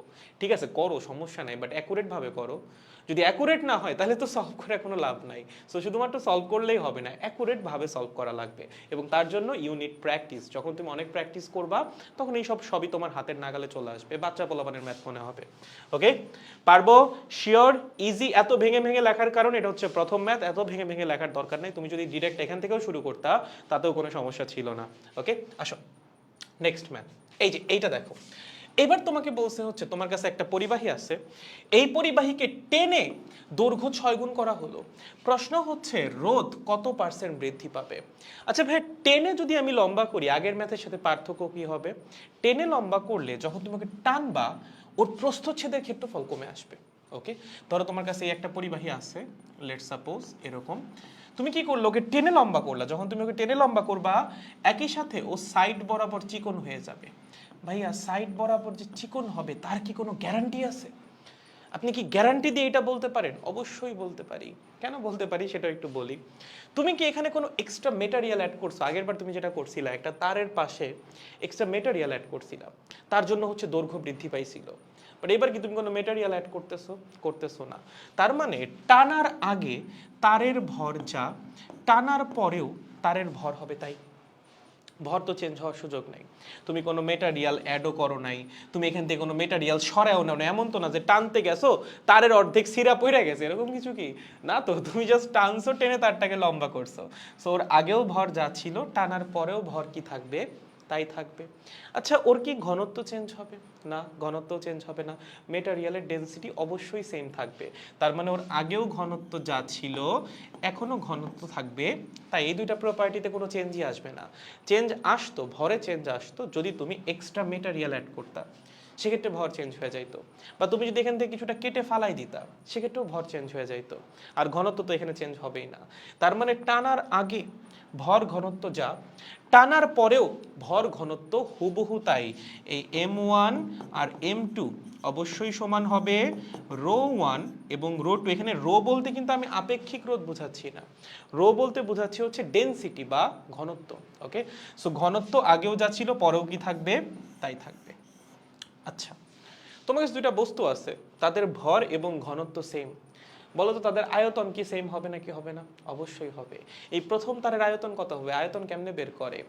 ঘনত্ব হচ্ছে ভর ডিভাইডেড বাই আয়তন, তাহলে আয়তন হবে হচ্ছে ভর ডিভাইডেড বাই ঘনত্ব। তাহলে প্রথম তারের আয়তন হবে m1 ডিভাইডেড বাই ρ1। ওকে, এখানে রো কিন্তু ঘনত্ব, আপেক্ষিক রোধ না, আমি জাস্ট বোঝানোর জন্য লিখতেছি আর কি। আর সেকেন্ড তারের যে আয়তন সেটা হবে হচ্ছে m2 ডিভাইডেড বাই ρ2। এখন m1 আর m2 তো সমান, ρ1 আর ρ2 তো সমান, তাহলে অবশ্যই m1 ডিভাইডেড বাই ρ1 আর m2 ডিভাইডেড বাই ρ2 কি হবে? সমান হবে। তার মানে প্রথম তারের আয়তন যা হবে, প্রথম তারের আয়তন যা, দ্বিতীয় তারের আয়তনও কি হুবহু সেম। সো আমরা যদি টেনে লম্বা করি আয়তন চেঞ্জ হবে না, আয়তন সেম থাকবে। কি হবে? আয়তন সেম, ভলিউম থাকবে কনস্ট্যান্ট। ভলিউম কেন কনস্ট্যান্ট থাকতেছে? কারণ ম্যাস এবং ডেনসিটি কনস্ট্যান্ট থাকতেছে। সো দুইটা মেটেরিয়ালের বা দুইটা বস্তুর যদি ম্যাস আর ঘনত্ব কনস্ট্যান্ট হয় বা সেম হয়, অবশ্যই তাদের আয়তন কি সেম। এখন এইটার শেপটা কিরকম? সিলিন্ড্রিক্যাল। সিলিন্ডারের আয়তন কেমনে বের করে? সিলিন্ডারের দৈর্ঘ্য মাল্টিপ্লাইড বাই তার প্রস্থচ্ছেদের ক্ষেত্রফল, পাই আর স্কোয়ার্ড এল। এলটা হচ্ছে দৈর্ঘ্য আর পাই আর স্কোয়ার্ড হচ্ছে সিলিন্ডারের প্রস্থচ্ছেদের ক্ষেত্রফল। সো আমি ধরলাম এই তারটাকে, এগুলো সব মুছে দিচ্ছি, হ্যাঁ এগুলো মনে হয় না দরকার আছে, এটাকে একটু মুছে দিচ্ছি। ধরলাম আমি এই তারটাকে টানার আগে তার দৈর্ঘ্য ছিল হচ্ছে L1 এবং প্রস্থচ্ছেদের ক্ষেত্রফল ছিল হচ্ছে A1। তাহলে বলো তো শুরুতে ওর আয়তন কত ছিল? শুরুতে ওর আয়তন ছিল হচ্ছে A1 ইন্টু L1। এটা হচ্ছে শুরুতে এই তারের আয়তন। পরবর্তীতে আমি ওকে টেনে লম্বা করছি, যখন আমি ওকে টেনে লম্বা করছি ওর দৈর্ঘ্য কি বাড়ছে না? অবশ্যই বাড়ছে। যেমন এখানে বলেই দিছে দৈর্ঘ্য 6 গুণ করা হয়েছে। সো আমি যখন টেনে লম্বা করব তখন দেখা যাবে ওর দৈর্ঘ্য বাইরে গেছে, বেড়ে হয়েছে L2। এবং একই সাথে প্রস্থচ্ছেদের ক্ষেত্রফলেও চেঞ্জ আসবে, এবং সেইটা ধরো A2। এখন তুমি বলতে পারো যে না ভাইয়া প্রস্থচ্ছেদের ক্ষেত্রফলে চেঞ্জ আসবে না। আচ্ছা ঠিক আছে, প্রস্থচ্ছেদের ক্ষেত্রফলে চেঞ্জ আসবে না ধরলাম, যাও এখানেও ছিল A1, এখানেও ধরো তুমি A1, সমস্যা নাই, ওকে একটু পরে বুঝবা চেঞ্জ আসবে। তাহলে বলো তো টেনে লম্বা করার পর যদি ওর দৈর্ঘ্য হয় L2 এবং প্রস্থচ্ছেদের ক্ষেত্রফল হয় A2, তাহলে টেনে লম্বা করার পরে ওর আয়তন কত? টেনে লম্বা করার পরে ওর আয়তন হবে A2 ইন্টু L2। আমাকে বলো তো আগের আয়তন আর পরের আয়তন সেম নাকি আলাদা? অবশ্যই সেম, কারণ ভর এবং ঘনত্ব চেঞ্জ হয় নাই। তাহলে অবশ্যই আয়তন কি থাকবে? কনস্ট্যান্ট থাকবে। শুরুতে টানার আগে আয়তন থাকবে যা, টেনে লম্বা করার পরেও আয়তন হবে হুবহু সেম। দ্যাট মিন্স আমরা লিখতে পারি V1 is equals two V2। শুরুর আয়তন যা শেষের আয়তনও তাই। V1 মানে হচ্ছে শুরুর প্রস্থচ্ছেদের ক্ষেত্রফল ইন্টু শুরুর দৈর্ঘ্য, V2 মানে হচ্ছে শেষের প্রস্থচ্ছেদের ক্ষেত্রফল ইন্টু শেষের দৈর্ঘ্য বা ফাইনাল লেন্থ। তাহলে আমাকে বলেন এখান থেকে কি লেখা যায়? A1 divided by A2 is equals to L2 by L1। লেখা যায় না? L2 কি? Final length. L1 কি? Initial length. তোমরা কি বলছে? টেনে কি করছো? তারের দৈর্ঘ্য করছো 6 গুণ, তার মানে ফাইনাল লেন্থ যেটা, সেই ফাইনাল লেন্থ হবে ইনিশিয়াল লেন্থের 6 গুণ। যদি ফাইনাল লেন্থ ইনিশিয়াল লেন্থের 6 গুণ হয় এবং এই মানটা যদি আমি এখানে বসাই দিই, ভ্যালু কত আসবে? 6। তার মানে ফাইনাল দৈর্ঘ্য আদি দৈর্ঘ্যের 6 গুণ। এবং একই সাথে আদি প্রস্থচ্ছেদের ক্ষেত্রফল ফাইনাল প্রস্থচ্ছেদের ক্ষেত্রফলের 6 গুণ। তার মানে তারকে যখন তুমি টেনে 6 গুণ লম্বা করতেছো, তার প্রস্থচ্ছেদের ক্ষেত্রফল কিন্তু 6/1 হচ্ছে। A1 বাই A2 হচ্ছে 6। ফাইনাল কোনটা? ফাইনাল হচ্ছে A2। তাহলে A2 বাই A1 কত হবে? 1/6। দ্যাট মিন্স ফাইনাল যে প্রস্থচ্ছেদের ক্ষেত্রফল সেটা হচ্ছে ইনিশিয়াল প্রস্থচ্ছেদের ক্ষেত্রফলের 6 গুণ, সরি 6/1 ফাইনালটা, আর ইনিশিয়ালটা হচ্ছে ফাইনালের 6 গুণ। ওকে, তারপরে আপনি যদি একটা টার্গেট এনে লম্বা করেন, 3 গুণ লম্বা করেন, তার প্রস্থচ্ছেদের ক্ষেত্রফল হবে 3/1। যদি 4 গুণ লম্বা করেন তার প্রস্থচ্ছেদের ক্ষেত্রফল হবে 4/1। যদি 6 গুণ লম্বা করেন তার প্রস্থচ্ছেদের ক্ষেত্রফল হবে 6/1। তার মানে প্রস্থচ্ছেদের ক্ষেত্রফল এবার চেঞ্জ হয়ে যাবে। যখন আমরা অ্যাডিশনাল মেটেরিয়াল ইউজ করতেছিলাম তখন প্রস্থচ্ছেদের ক্ষেত্রফল চেঞ্জ হচ্ছিল না, কনস্ট্যান্ট থাকতেছিল। বাট এইবার প্রস্থচ্ছেদের ক্ষেত্রফল অবশ্যই চেঞ্জ হবে। তাহলে দৈর্ঘ্যও চেঞ্জ হচ্ছে, প্রস্থচ্ছেদের ক্ষেত্রফলও চেঞ্জ হচ্ছে। তাহলে রোধ কিভাবে চেঞ্জ হবে? আসো বলো। ফাইনাল রোধ ডিভাইডেড বাই ইনিশিয়াল রোধ কি লেখা যায়? অবশ্যই লেখা যায় ρ2 divided by ρ1 into L2 by L1 into A1 by A2। ভাই এটা কেমনে আসলো? এই যে ফাইনাল রোধ R2 is equals to rho two into L2 divided by A2, রোধ আর আপেক্ষিক রোধের মধ্যে সম্পর্ক। ইনিশিয়াল রোধ R1 is equals to rho one into L1 divided by A1। বলো আপেক্ষিক রোধ কি চেঞ্জ হবে? এই টানাটানির জন্য কি আপেক্ষিক রোধে কোনো পরিবর্তন আসবে? আমরা কি উপাদান চেঞ্জ করছি? না। টেম্পারেচার চেঞ্জ করছি? না। তাহলে আপেক্ষিক রোধ চেঞ্জ হওয়ার কোনো কারণ আছে? না। তার মানে রো ওয়ান আর রো টু কি হবে? সেম হবে, আপেক্ষিক রোধে কোনো পরিবর্তন আসবে না। That means R2 by R1 হবে, বলো L2 বাই L1 কত? L2 বাই L1 হচ্ছে 6। ওকে, A1 বাই A2 কত? A1 বাই A2 ও 6। বসাও, কত আসবে? 36। তার মানে R2 হবে হচ্ছে 36 R1। ওকে, তার মানে রোধ ইনিশিয়াল রোধের 36 গুণ হয়ে যাবে। বুঝছো? প্রশ্নে কি বলছে? রোধ কত পার্সেন্ট বৃদ্ধি পাবে? বলো তো রোধ বৃদ্ধি পাবে কতটুকু? রোধ বৃদ্ধি পাবে 35 গুণ। 36 গুণ হওয়া মানে হচ্ছে 35 গুণ রোধ বৃদ্ধি পাওয়া। দ্যাট মিনস রোধ বৃদ্ধি পাবে del R is equals to R2 minus R1, 36 R1 minus R1, that means 35 R1। তার মানে ইনিশিয়াল যে রোধ ছিল তার 35 গুণ রোধ কি হবে? বৃদ্ধি পাবে। বাট তোমাকে বলছে কত পার্সেন্ট বৃদ্ধি পাবে, সেটা কেমনে বের করব? সেটাও খুব সহজ। পার্সেন্টেজ অফ রোধের বৃদ্ধি হবে, উপরে রোধের পরিবর্তন, নিচে হচ্ছে আদি মান multiplied by 100%, that means 3500%। Okay, so এই ম্যাথের অ্যান্সার হবে রোধ বৃদ্ধি পাবে 3500%। বুঝতে পেরেছো? একদম একদম সহজ, খুবই সহজ, পারা উচিত। বা এটার কোনো শর্টকাট আছে? এইটারও শর্টকাট আছে, সেটা হচ্ছে RF is equals two N squared into RI। Final রোধ হবে RI এর N স্কোয়ার্ড গুণ, ভাইয়া N কি? একটু আগে N যা ছিল এখনো N, তাই N হচ্ছে final length divided by initial length. কার? কন্ডাক্টরের। কখন এই ফর্মুলা অ্যাপ্লাই হবে? যখন আমরা তারকে টেনে লম্বা করব। যদি তারকে টেনে লম্বা করি তখন ফাইনাল রোধ হবে ইনিশিয়াল রোধের n স্কোয়ার্ড গুণ। যেমন এখানে n এর ভ্যালু কত? আমাদের ফাইনাল লেন্থ কত? ইনিশিয়াল লেন্থের 6 গুণ। তার মানে n এর ভ্যালু হচ্ছে 6। তুমি এখানে n এর ভ্যালু 6 বসাও, ফাইনাল রোধ আসবে হচ্ছে ইনিশিয়াল রোধের 36 গুণ। তার মানে রোধ হবে শুরুতে যেটা ছিল তার 36 গুণ। 36 গুণ হওয়া মানে কি? 36 গুণ হওয়া মানে হচ্ছে 35 গুণ রোধ বৃদ্ধি পাওয়া। এবং 35 গুণ বৃদ্ধি পাওয়া মানে কি? 35 গুণ বৃদ্ধি পাওয়া মানে হচ্ছে 3500% বৃদ্ধি পাওয়া। তার মানে এখান থেকে আমরা বলতে পারি রোধ বৃদ্ধি পাবে কত পার্সেন্ট? 3500%। পারবো? শিওর? খুবই খুবই খুবই সহজ। সো একটা হচ্ছে অ্যাডিশনাল মেটেরিয়াল অ্যাড করা, যেটা আমরা করছিলাম আগের ম্যাথটায়। সেই ক্ষেত্রে প্রস্থচ্ছেদের ক্ষেত্রফল চেঞ্জ হবে না, রোধ ডিপেন্ড করবে শুধুমাত্র দৈর্ঘ্যের উপর। আরেকটা হচ্ছে টেনে লম্বা করা, তারকে টেনে লম্বা করা। যদি টেনে লম্বা করো, দৈর্ঘ্য চেঞ্জ হওয়ার সাথে সাথে প্রস্থচ্ছেদের ক্ষেত্রফলও চেঞ্জ হয়ে যাবে। কনস্ট্যান্ট থাকবে কি? কনস্ট্যান্ট থাকবে হচ্ছে ভলিউম। শুরুতে ভলিউম যা, ফাইনালে ভলিউমও তাই। সো দেখা যাবে দৈর্ঘ্য চেঞ্জ হয়ে গেছে এবং একই সাথে প্রস্থচ্ছেদের ক্ষেত্রফলও চেঞ্জ হয়ে গেছে। সো রোধের মান কত হবে? n স্কোয়ার্ড ইন্টু আদি রোধ। এনটা কি? Final length divided by initial length. পারবো? শিওর? এমসিকিউতে আসলে এই ফর্মুলা দিয়ে ডিরেক্ট করলে হবে, বাট রিটেনে যদি আসে তুমি কিন্তু এই ফর্মুলা অ্যাপ্লাই করতে পারবা না। এটা শুধুমাত্র কার জন্য? এমসিকিউ এর জন্য বা তোমার অ্যান্সার চেকিং এর জন্য। রিটেনে যদি আসে, ইন কেস আসা উচিত না, বাট যদি আসে এভাবে ডিটেলসে তোমার করে আসা লাগবে। পারবো? শিওর? গুড। আসো পরের ম্যাথ। এটা হচ্ছে আমরা একটু সংকুচিত করব। কি বলছে? একটা পরিবাহী তারকে বল প্রয়োগে সংকুচিত করা হলো এবং এর দৈর্ঘ্যকে অর্ধেক করা হলো। প্রশ্ন করছে নতুন রোধ কত হবে বলো।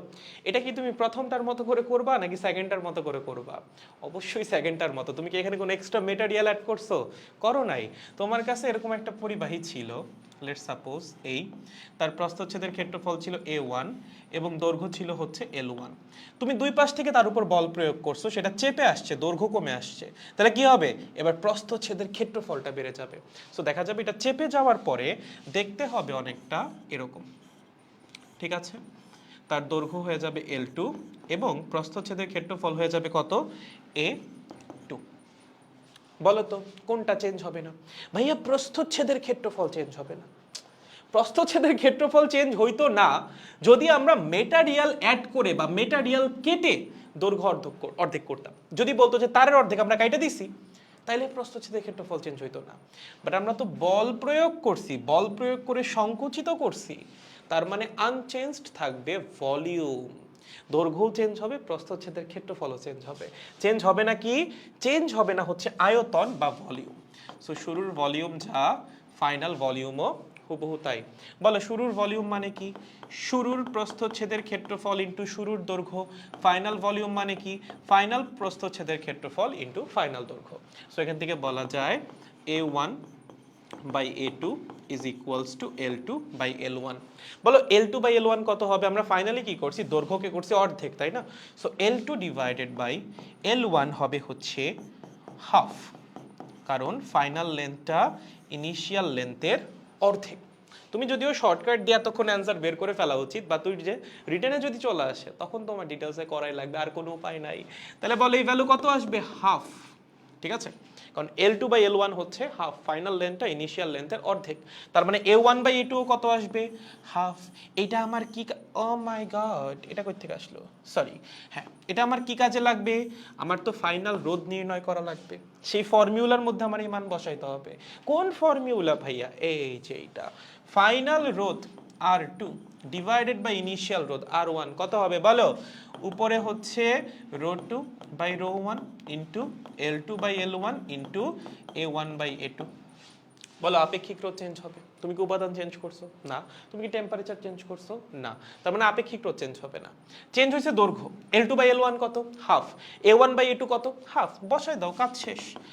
R2 by R1 is equals to half into half, that means 1/4। তার মানে ফাইনাল রেজিস্ট্যান্স হবে initial resistance divided by 4।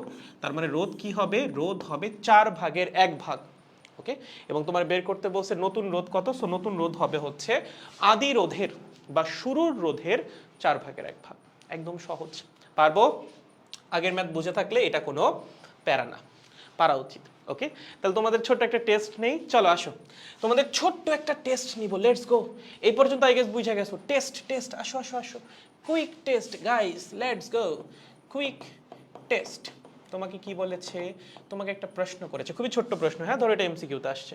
45 second সময় আছে তোমাকে সলভ করার জন্য বা অ্যান্সার দেওয়ার জন্য। আমি অপশন দিব। তোমাকে বলছে একটি তারকে টেনে, একটি তারকে টেনে তার কি করা হলো? দৈর্ঘ্য 3 গুণ বৃদ্ধি করা হলো। 3 গুণ বৃদ্ধি করা হলো। ঠিক আছে, প্রশ্ন করা হয়েছে এর রোধ কত গুণ বৃদ্ধি পাবে? কি? এর রোধ কত গুণ বৃদ্ধি পাবে?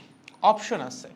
অপশন 1, সরি, অপশন 1 হচ্ছে 9 গুণ, অপশন 2 হচ্ছে 8 গুণ, ওকে, অপশন 3 হচ্ছে 16 গুণ এবং অপশন 4 হচ্ছে 15 গুণ। বলো, ধরো এটা ঢাকা ইউনিভার্সিটিতে আসছে বা এইচএসসি পরীক্ষা আসছে, তোমার এটা অ্যান্সার করা লাগবে 45 সেকেন্ডের মধ্যে। কোয়েশ্চেন হচ্ছে একটা তারকে টেনে তার দৈর্ঘ্য 3 গুণ বৃদ্ধি করা হলো, এর রোধ কত গুণ বৃদ্ধি পাবে? অপশন আছে 4টা, 9 গুণ, 8 গুণ, 16 গুণ, 15 গুণ। What should be your answer brother? Okay, Sadman বলছে 2।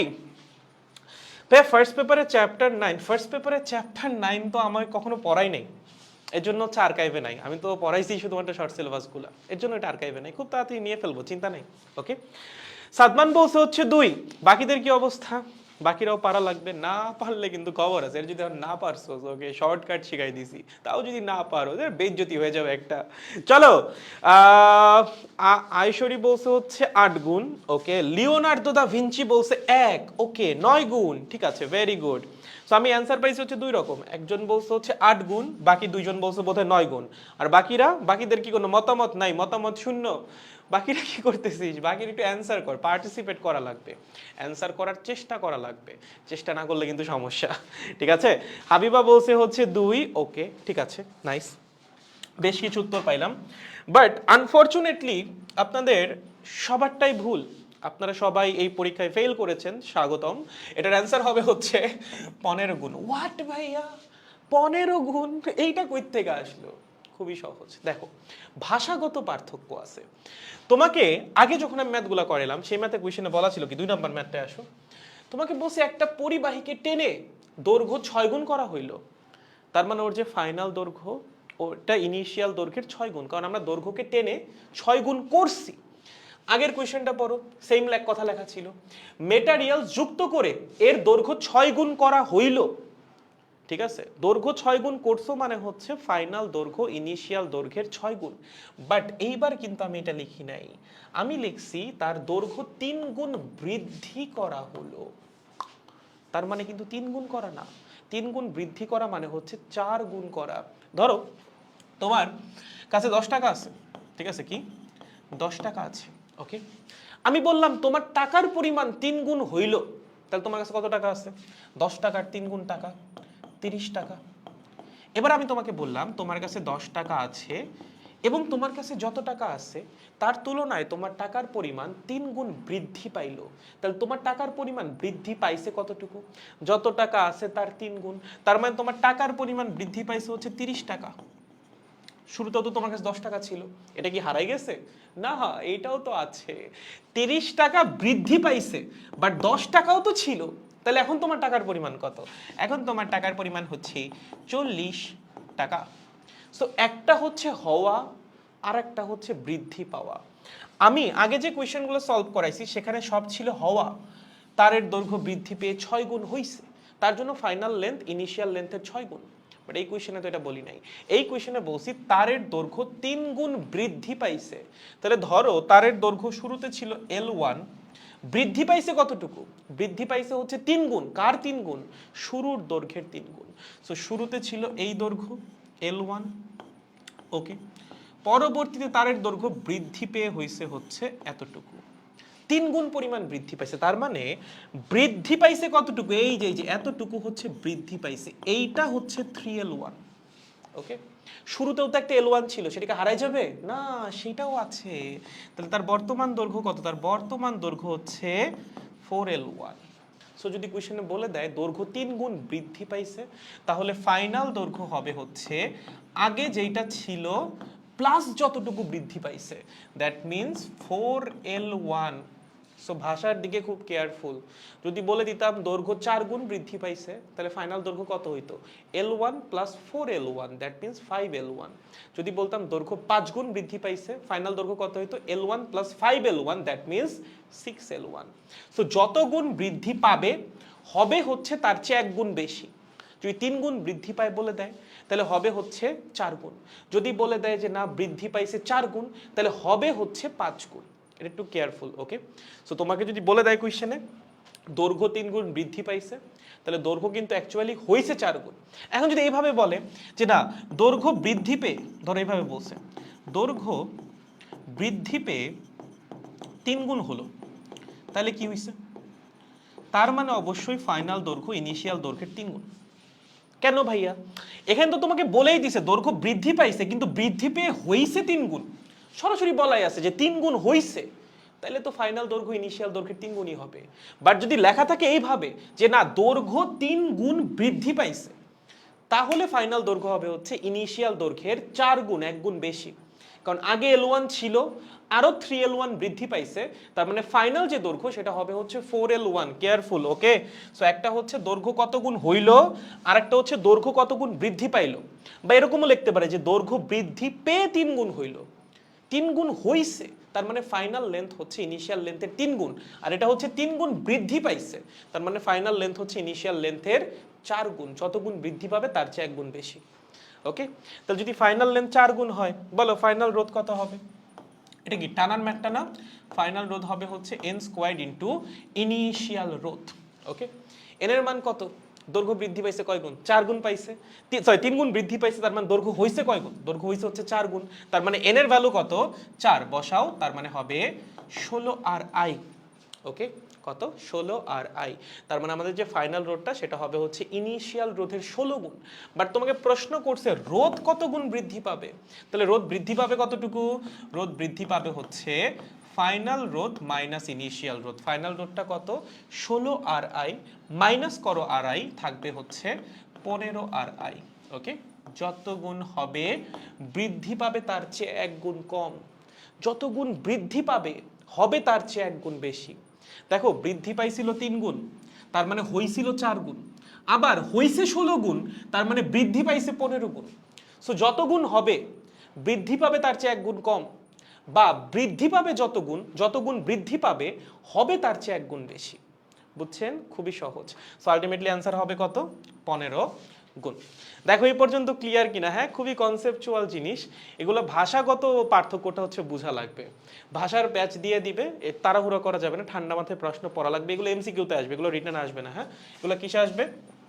এমসিকিউতে। সো কোনো তাড়াহুড়া নাই, জাস্ট ঠান্ডা মাথায় প্রশ্ন পড়বা। যদি বলে দেয় যে 3 গুণ বৃদ্ধি পাইছে, তার মানে দৈর্ঘ্য হয়েছে 4 গুণ। যদি বলে যে না বৃদ্ধি পেয়ে 3 গুণ হয়েছে, তার মানে দৈর্ঘ্য হয়েছে 3 গুণ। ওকে, সো বৃদ্ধিটা কোথায় লেখা আছে সেটা অনেক ম্যাটার করতেছে।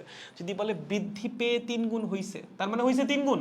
বাট যদি বলে যে না 3 গুণ বৃদ্ধি পাইছে, তাইলে হয়েছে হচ্ছে 4 গুণ। দেখেন ক্লিয়ার কিনা এই পর্যন্ত? গাইস, ও মাই গড, ধোকা। দাদা আপনি বাংলা পড়ান, এটা পড়ানোই বাকি আছে রে, সবই তো কম বেশি পড়াই ফেললাম, বাংলাটা পড়াইলেই 13 কলা পূর্ণ হয়। ঠিক আছে, গড ক্লিয়ার। ওকে গাইস, সামনে গাই। এখন হচ্ছে সুন্দর ম্যাথ শুরু হবে, এগুলো তো বাচ্চা পোলাপানের ম্যাথ। আসো। ও মাই গড ভাইয়া, এটা কি? দেখো তোমাকে একটা কিউব দিয়ে দিছে, ঠিক আছে? কিউব না, আসলে এটা একটা ঘন বস্তু। কিউব তো যার দৈর্ঘ্য প্রস্থ উচ্চতা সব সমান, ওর দৈর্ঘ্য প্রস্থ উচ্চতা সমান না। তোমার একটা ঘন বস্তু দিছে, একটা 3D শেপের বস্তু। তার এই বাহুর দৈর্ঘ্য হচ্ছে এ, কত? এই যে কোয়েশ্চেনে দেওয়া আছে। এই বাহুর দৈর্ঘ্য হচ্ছে বি এবং এই বাহুর দৈর্ঘ্য হচ্ছে সি। ওকে, তোমাকে বলছে একবার কারেন্ট গেছে এই বরাবর। কোন বরাবর? এই বরাবর। এই পাশের যেই পৃষ্ঠটা আছে সেই পৃষ্ঠ দিয়ে কারেন্টটা প্রবেশ করছে এবং কারেন্ট বের হইছে 4 নাম্বার পৃষ্ঠ দিয়ে। কয় নাম্বার পৃষ্ঠ দিয়ে? 4 নাম্বার পৃষ্ঠ দিয়ে। আরেকবার কি হইছে? আরেকবার কারেন্ট প্রবেশ করছে 1 নাম্বার পৃষ্ঠ দিয়ে। আহা, এটাকে এই বরাবর দাও। হ্যাঁ ঠিক আছে, কারেন্ট প্রবেশ করছে 1 নাম্বার পৃষ্ঠ দিয়ে এবং কারেন্ট বের হইছে হচ্ছে 2 নাম্বার, এই যে নিচের যে পৃষ্ঠটা সেটা দিয়ে। ওকে, তোমাকে প্রশ্ন করেছে দুইটা। একটা হচ্ছে 1-2 তল বরাবর যখন কারেন্টটা প্রবেশ করছে তখন রোধের মান কত, আর একটা হচ্ছে 3-4 তল বরাবর যখন কারেন্টটা প্রবেশ করছে তখন রোধের মান কত। তাহলে আমাকে বলো, যখন 1-2 তল বরাবর, এই পাশটা মুছে দিচ্ছি কারণ আমার লাগবে শুধুমাত্র 1-2 তল, সো এই পাশটা নিয়ে আমার কোনো আলোচনা নাই। ওকে, যখন 1-2 তল বরাবর কারেন্টটা প্রবেশ করবে, কারেন্ট যাবে কেমনে? কারেন্ট আসবে হচ্ছে এই বরাবর, মাঝখান দিয়ে ফ্লো করবে, এই পাশ দিয়ে বের হয়ে যাবে, তাই না? তাহলে আমাকে বলো কারেন্টের কাছে, এটা তো একটা পরিবাহী, যেহেতু পরিবাহীর মধ্যে কারেন্ট ফ্লো করতেছে, সেই পরিবাহীর রোধই আমরা নির্ণয় করব। কারেন্টের কাছে এই পরিবাহীর দৈর্ঘ্য কত মনে হবে বলো তো? তার কাছে কি দৈর্ঘ্য এইটা মনে হবে, নাকি এইটা মনে হবে, নাকি এইটা মনে হবে? আমি তোমাকে বললাম এই আছে একটা তার, কারেন্ট গেছে এই বরাবর, কারেন্টের কাছে তারের দৈর্ঘ্য কত মনে হবে? অবশ্যই এইটা, এল। ওকে, আমি বললাম এই আছে একটা তার, এরকম এরকম এরকম, কারেন্ট গেছে ভাইয়া এই বরাবর, কারেন্টের কাছে দৈর্ঘ্য কোনটা মনে হবে? এইটা না, কারেন্ট যেই বরাবর যাবে সেই বরাবর যে ডিসটেন্স সেইটাই মনে হবে তার কাছে দৈর্ঘ্য। তাহলে কারেন্ট আসছে কোন বরাবর? 1 থেকে 3-এর দিকে। দ্যাট মিন্স কারেন্টের কাছে এই পরিবাহীর দৈর্ঘ্য মনে হবে হচ্ছে এইটা, এইটা হবে হচ্ছে পরিবাহীর দৈর্ঘ্য। ঠিক আছে, যখন 1 থেকে 3-এর দিকে বা 1 থেকে 2-এর দিকে, সরি 1 থেকে 2-এর দিকে বা 1 নাম্বার ফেজ থেকে 2 নাম্বার ফেজের দিকে কারেন্টটা ফ্লো করবে, তখন কারেন্টের কাছে এই পরিবাহীর দৈর্ঘ্য মনে হবে হচ্ছে এইটা, এবং এই দৈর্ঘ্যটা কত? সি, কোশ্চেনে দেওয়া আছে। ওকে, তার মানে এই কেসে পরিবাহীর দৈর্ঘ্য কোনটা নেওয়া লাগবে? সি, বুঝে শুনে। ঠিক আছে, তাহলে 1 থেকে 2 তল বরাবর যখন কারেন্ট ফ্লো করবে পরিবাহীর দৈর্ঘ্য কত হবে? সি। এই যে এটা, এই লেনটা যখন কারেন্টটা যাবে তার কাছে মনে হবে হ্যাঁ পরিবাহীর দৈর্ঘ্য এটা। কারেন্ট যেই বরাবর যাবে সেই বরাবর সে যতটুকু ডিসটেন্স কভার করতেছে পরিবাহীর মধ্যে দিয়ে, সেটাই হচ্ছে পরিবাহীর দৈর্ঘ্য, বা সেটাকেই সে পরিবাহীর দৈর্ঘ্য হিসাবে পাবে। ওকে, প্রস্থচ্ছেদের ক্ষেত্রফল কোনটা হবে? যেই তল দিয়ে কারেন্টটা প্রবেশ করতেছে সেই তলের যে ক্ষেত্রফল সেটাই হচ্ছে প্রস্থচ্ছেদের ক্ষেত্রফল। যেমন ধরো আমি তোমাকে বললাম এই হচ্ছে তার, ওকে, কারেন্ট গেছে এই বরাবর, প্রস্থচ্ছেদের ক্ষেত্রফল কোনটা? এইটা, যেই তলের মধ্যে দিয়ে লম্বভাবে কারেন্টটা প্রবেশ করতেছে। তাহলে বলেন কারেন্ট যদি 1 নাম্বার ফেজ দিয়ে প্রবেশ করে বা 1 নাম্বার সারফেস দিয়ে প্রবেশ করে, তার কাছে প্রস্থচ্ছেদের ক্ষেত্রফল কোনটা মনে হবে? এই যে এই তলের ক্ষেত্রফল। বলো তো এই তলের ক্ষেত্রফল কত? এই তলের ক্ষেত্রফল বা এরিয়া হচ্ছে, এটার দৈর্ঘ্য কত? এটা হচ্ছে বি, এইটা কত? এটা হচ্ছে এ। ঠিক আছে, এই যে এইটা হচ্ছে বি এবং এইটা হচ্ছে কি? এইটা হচ্ছে এ, এইটা হচ্ছে সি। ওকে, তাহলে এই তলের একটা বাহুর দৈর্ঘ্য বি আর একটা বাহুর দৈর্ঘ্য এ, একটা চতুর্ভুজ আকৃতির তল, তাহলে তার ক্ষেত্রফল কত হবে? ক্ষেত্রফল হবে হচ্ছে এ ইন্টু বি। এবং ধরলাম ও যে মেটেরিয়াল দিয়ে তৈরি সেইটার আপেক্ষিক রোধ হচ্ছে রো। তাহলে বলো রোধ কত হবে? তুমি দৈর্ঘ্য পেয়ে গেছো, কারেন্ট যদি 1 থেকে 2 এর দিকে ফ্লো করে দৈর্ঘ্য হবে হচ্ছে সি, প্রস্থচ্ছেদের ক্ষেত্রফল কত হবে? A into B. তাহলে বলেন রোধ কত হবে? রোধ হচ্ছে rho into L divided by A, that means rho into L এর মান কত? সি, এর মান কত? এ বি, তার মানে আর হবে rho C divided by A B. কখন? যখন কারেন্ট এই 1 নাম্বার সারফেস থেকে 2 নাম্বার সারফেসের দিকে আসবে। ওকে, তখন আর কত হবে? Rho C divided by AB. সিটা উপরে কেন গেল? কারণ কারেন্ট যখন 1 নাম্বার ফেজ থেকে 2 নাম্বার ফেজে আসতেছে তার কাছে এই পরিবাহীর দৈর্ঘ্য মনে হবে হচ্ছে সি, আর প্রস্থচ্ছেদের ক্ষেত্রফল কোনটা মনে হবে? এই যে এই সারফেসটা, এই তলটা, তলের যে ক্ষেত্রফল সেটাই মনে হবে তার কাছে প্রস্থচ্ছেদের ক্ষেত্রফল। এই সারফেসের ক্ষেত্রফল কত? এ ইন্টু বি। ওকে, ক্লিয়ার? পারবো? Sure, very good. তাহলে ভাইয়া যখন কারেন্ট 3 থেকে 4-এ যাবে তখন কি হবে? এখন তো পারা উচিত বাচ্চারা, বলো। 3 থেকে 4-এ যখন যাবে সে প্রবেশ করতেছে এই সারফেস দিয়ে, ঠিক আছে, 3 নাম্বার সারফেস দিয়ে, বের হচ্ছে কোথায় গিয়ে? বের হচ্ছে 4 নাম্বার সারফেসে গিয়ে। ওকে, তাহলে সে ডিস্টেন্স ট্রাভেল করতেছে কতটুকু? সে ডিস্টেন্স ট্রাভেল করতেছে এতটুকু, তার মানে তার কাছে দৈর্ঘ্য মনে হবে এইটা। বি, প্রস্থচ্ছেদের ক্ষেত্রফল কোনটা মনে হবে? প্রস্থচ্ছেদের ক্ষেত্রফল হবে হচ্ছে এইটার ক্ষেত্রফল, যেই তলের সাথে লম্ব বরাবর সে প্রবেশটা করছে। এটা কি একটা চতুর্ভুজ আকৃতির তল, তার দৈর্ঘ্য আছে এক বাহুরটা এ আর এক বাহুরটা সি, তাহলে এরিয়া হবে এ ইন্টু সি। তাহলে এইবার 3 থেকে 4-এর দিকে যখন কারেন্ট ধাবিত হচ্ছে তখন আমাদের কাছে দৈর্ঘ্য মনে হবে কত? দৈর্ঘ্য মনে হবে হচ্ছে বি, এরিয়া মনে হবে কত? এরিয়া মনে হবে হচ্ছে এ ইন্টু সি। মেটারিয়াল সেম, তার মানে আপেক্ষিক রোধে কোনো পরিবর্তন নাই, সেটা থাকবে রো। তাহলে রোধ হবে হচ্ছে rho into L divided by A, that means rho into L কত? বি, এ কত? এ সি, তার মানে অ্যান্সার হবে rho B divided by A C. এই হচ্ছে রোধ যখন কারেন্ট 3 থেকে 4-এর দিকে ফ্লো করতেছে। ক্লিয়ার? সো 1 থেকে 2-এর দিকে যখন ফ্লো করবে দৈর্ঘ্য কাউন্ট হবে বি, প্রস্থচ্ছেদের ক্ষেত্রফল কাউন্ট হবে হচ্ছে, সরি, দৈর্ঘ্য কাউন্ট হবে সি, প্রস্থচ্ছেদের ক্ষেত্রফল কাউন্ট হবে হচ্ছে এ ইন্টু বি। আর যখন তোমার 3 থেকে 4-এর দিকে ফ্লো করবে তখন হচ্ছে দৈর্ঘ্য কাউন্ট হবে বি আর প্রস্থচ্ছেদের ক্ষেত্রফল কাউন্ট হবে হচ্ছে এইটা এ ইন্টু সি। ক্লিয়ার? সো আপনার খেয়াল রাখা লাগবে যে কারেন্টটা যাচ্ছে কোন দিকে, যেই তল বরাবর কারেন্টটা প্রবেশ করতেছে সেটা হচ্ছে প্রস্থচ্ছেদের ক্ষেত্রফল, এবং পরিবাহীর মধ্যে কারেন্ট যতটুকু দূরত্ব অতিক্রম করতেছে সেটা হচ্ছে তার অতিক্রান্ত দূরত্ব এল, বা পরিবাহীর দৈর্ঘ্য এল। ঠিক আছে? পারবো? Sure, very good. সহজ ম্যাথ, হ্যাঁ, এগুলোও রিটার্ন আসবে না, এগুলো আসলেও এমসিকিউতে, বাট এইচএসসি এমসিকিউতে এগুলো আসার সম্ভাবনা একটু কম, অ্যাডমিশন আসতে পারে, বাট জেনে রাখা ভালো, সুন্দর জিনিস তো। ওকে, আসো নেক্সট। ওকে, এবার কি আছে ভাইয়া? এবার ধরো এতদিন ধরে আমরা তার পড়তেছিলাম কি, একটা একদম পুরা নিরেট সিলিন্ডার, তাই না? আমরা যে তারগুলা পড়তেছিলাম এরকম, এই পুরাটা ভিতরে পরিপূর্ণ, মাঝখানে কোনো খালি ডালি কিচ্ছু নাই ভাইয়া। বাট ধরো তোমাকে আমি এমন একটা তার দিলাম যার মাঝখানটা হলো, হ্যাঁ, কিরকম? মাঝখানটা হলো, যেমন এখানে ছবিতে প্রপারলি বোঝা যাচ্ছে না, বাট আমি তোমাদেরকে একটু এঁকে দেখাইতে চাচ্ছি। ধরো তারটা এরকম, হ্যাঁ, এই, আহা, কিরকম? এরকম। এবার ঠিক আছে, ওকে। এরকম মানে কি ভাইয়া? এরকম মানে হচ্ছে তারের মাঝখানের এই যে জায়গাটা, এই জায়গাটা হচ্ছে ফাঁকা, এই জায়গাটা হচ্ছে হলো, এইটুকুতে কোনো কিছু নাই। ঠিক আছে? মাঝখানের এই জায়গাটা কি? মাঝখানের এই জায়গাটা হচ্ছে ফাঁকা বা হলো। ওকে, ভিতরটা ফাঁকা, এতটুকু হচ্ছে হলো, হলো সিলিন্ডার। ওকে, এতটুকুতে আবার মেটারিয়াল আছে। মানে ধরো কিরকম, কেমনে বোঝাই? এটা দিয়ে কি বোঝানো যাবে? হ্যাঁ, না, এটা দিয়ে বোঝানোটা টাফ।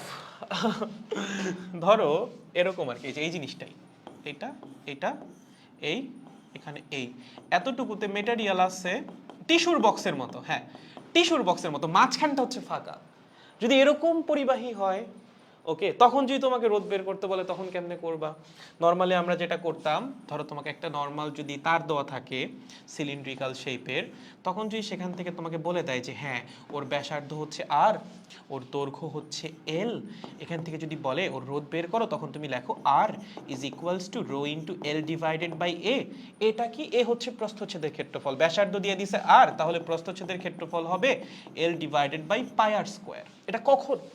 যখন তোমার সিলিন্ডারটা নিরেট বা তোমার পরিবাহীটা নিরেট, এবার তোমার বলে গেছে পরিবাহীর মাঝখানে কিছুটা হলো, পুরাটা পরিবাহী দ্বারা পরিপূর্ণ না, এবং তোমাকে বলেও দিয়েছে ওর ইনার রেডিয়াস হচ্ছে R1 এবং আউটার রেডিয়াস হচ্ছে R2। তার মানে কি? তার মানে হচ্ছে ধরো এই হচ্ছে তোমার সেই পরিবাহী, এই, ঠিক আছে, এই এই এই এই হচ্ছে তার ভিতরের হলো অংশটা, ফাইন। তার ইনার রেডিয়াস মানে হচ্ছে ভিতরের যে বৃত্তটা সেটার ব্যাসার্ধ, সেটা হচ্ছে R1। আর আউটার রেডিয়াস মানে হচ্ছে বাইরের যে বৃত্তটা সেটার ব্যাসার্ধ, সেটা হচ্ছে R2। এটা হচ্ছে R2, এটা হচ্ছে R1। ওকে, তাহলে বলো এবার তুমি রোধ কেমনে বের করবা? খুবই সহজ। রোধ বের করার ফর্মুলা ওই একটাই, R is equals to rho into L by A. এখানে এলটা কি? এল হচ্ছে পরিবাহীর দৈর্ঘ্য, হ্যাঁ, এটা ধরো চেঞ্জ হয় না, এটার দৈর্ঘ্য এল, সেটা দেওয়াই আছে, কুইশনেই দেওয়া আছে। বাট প্রস্থচ্ছেদের ক্ষেত্রফলটা কত হবে? প্রস্থচ্ছেদের ক্ষেত্রফল কি পাই R1 স্কোয়ার্ড হবে? না। পাই R2 স্কোয়ার্ড হবে? না। যতটুকুতে মেটারিয়াল আছে শুধুমাত্র ততটুকুর ক্ষেত্রফল।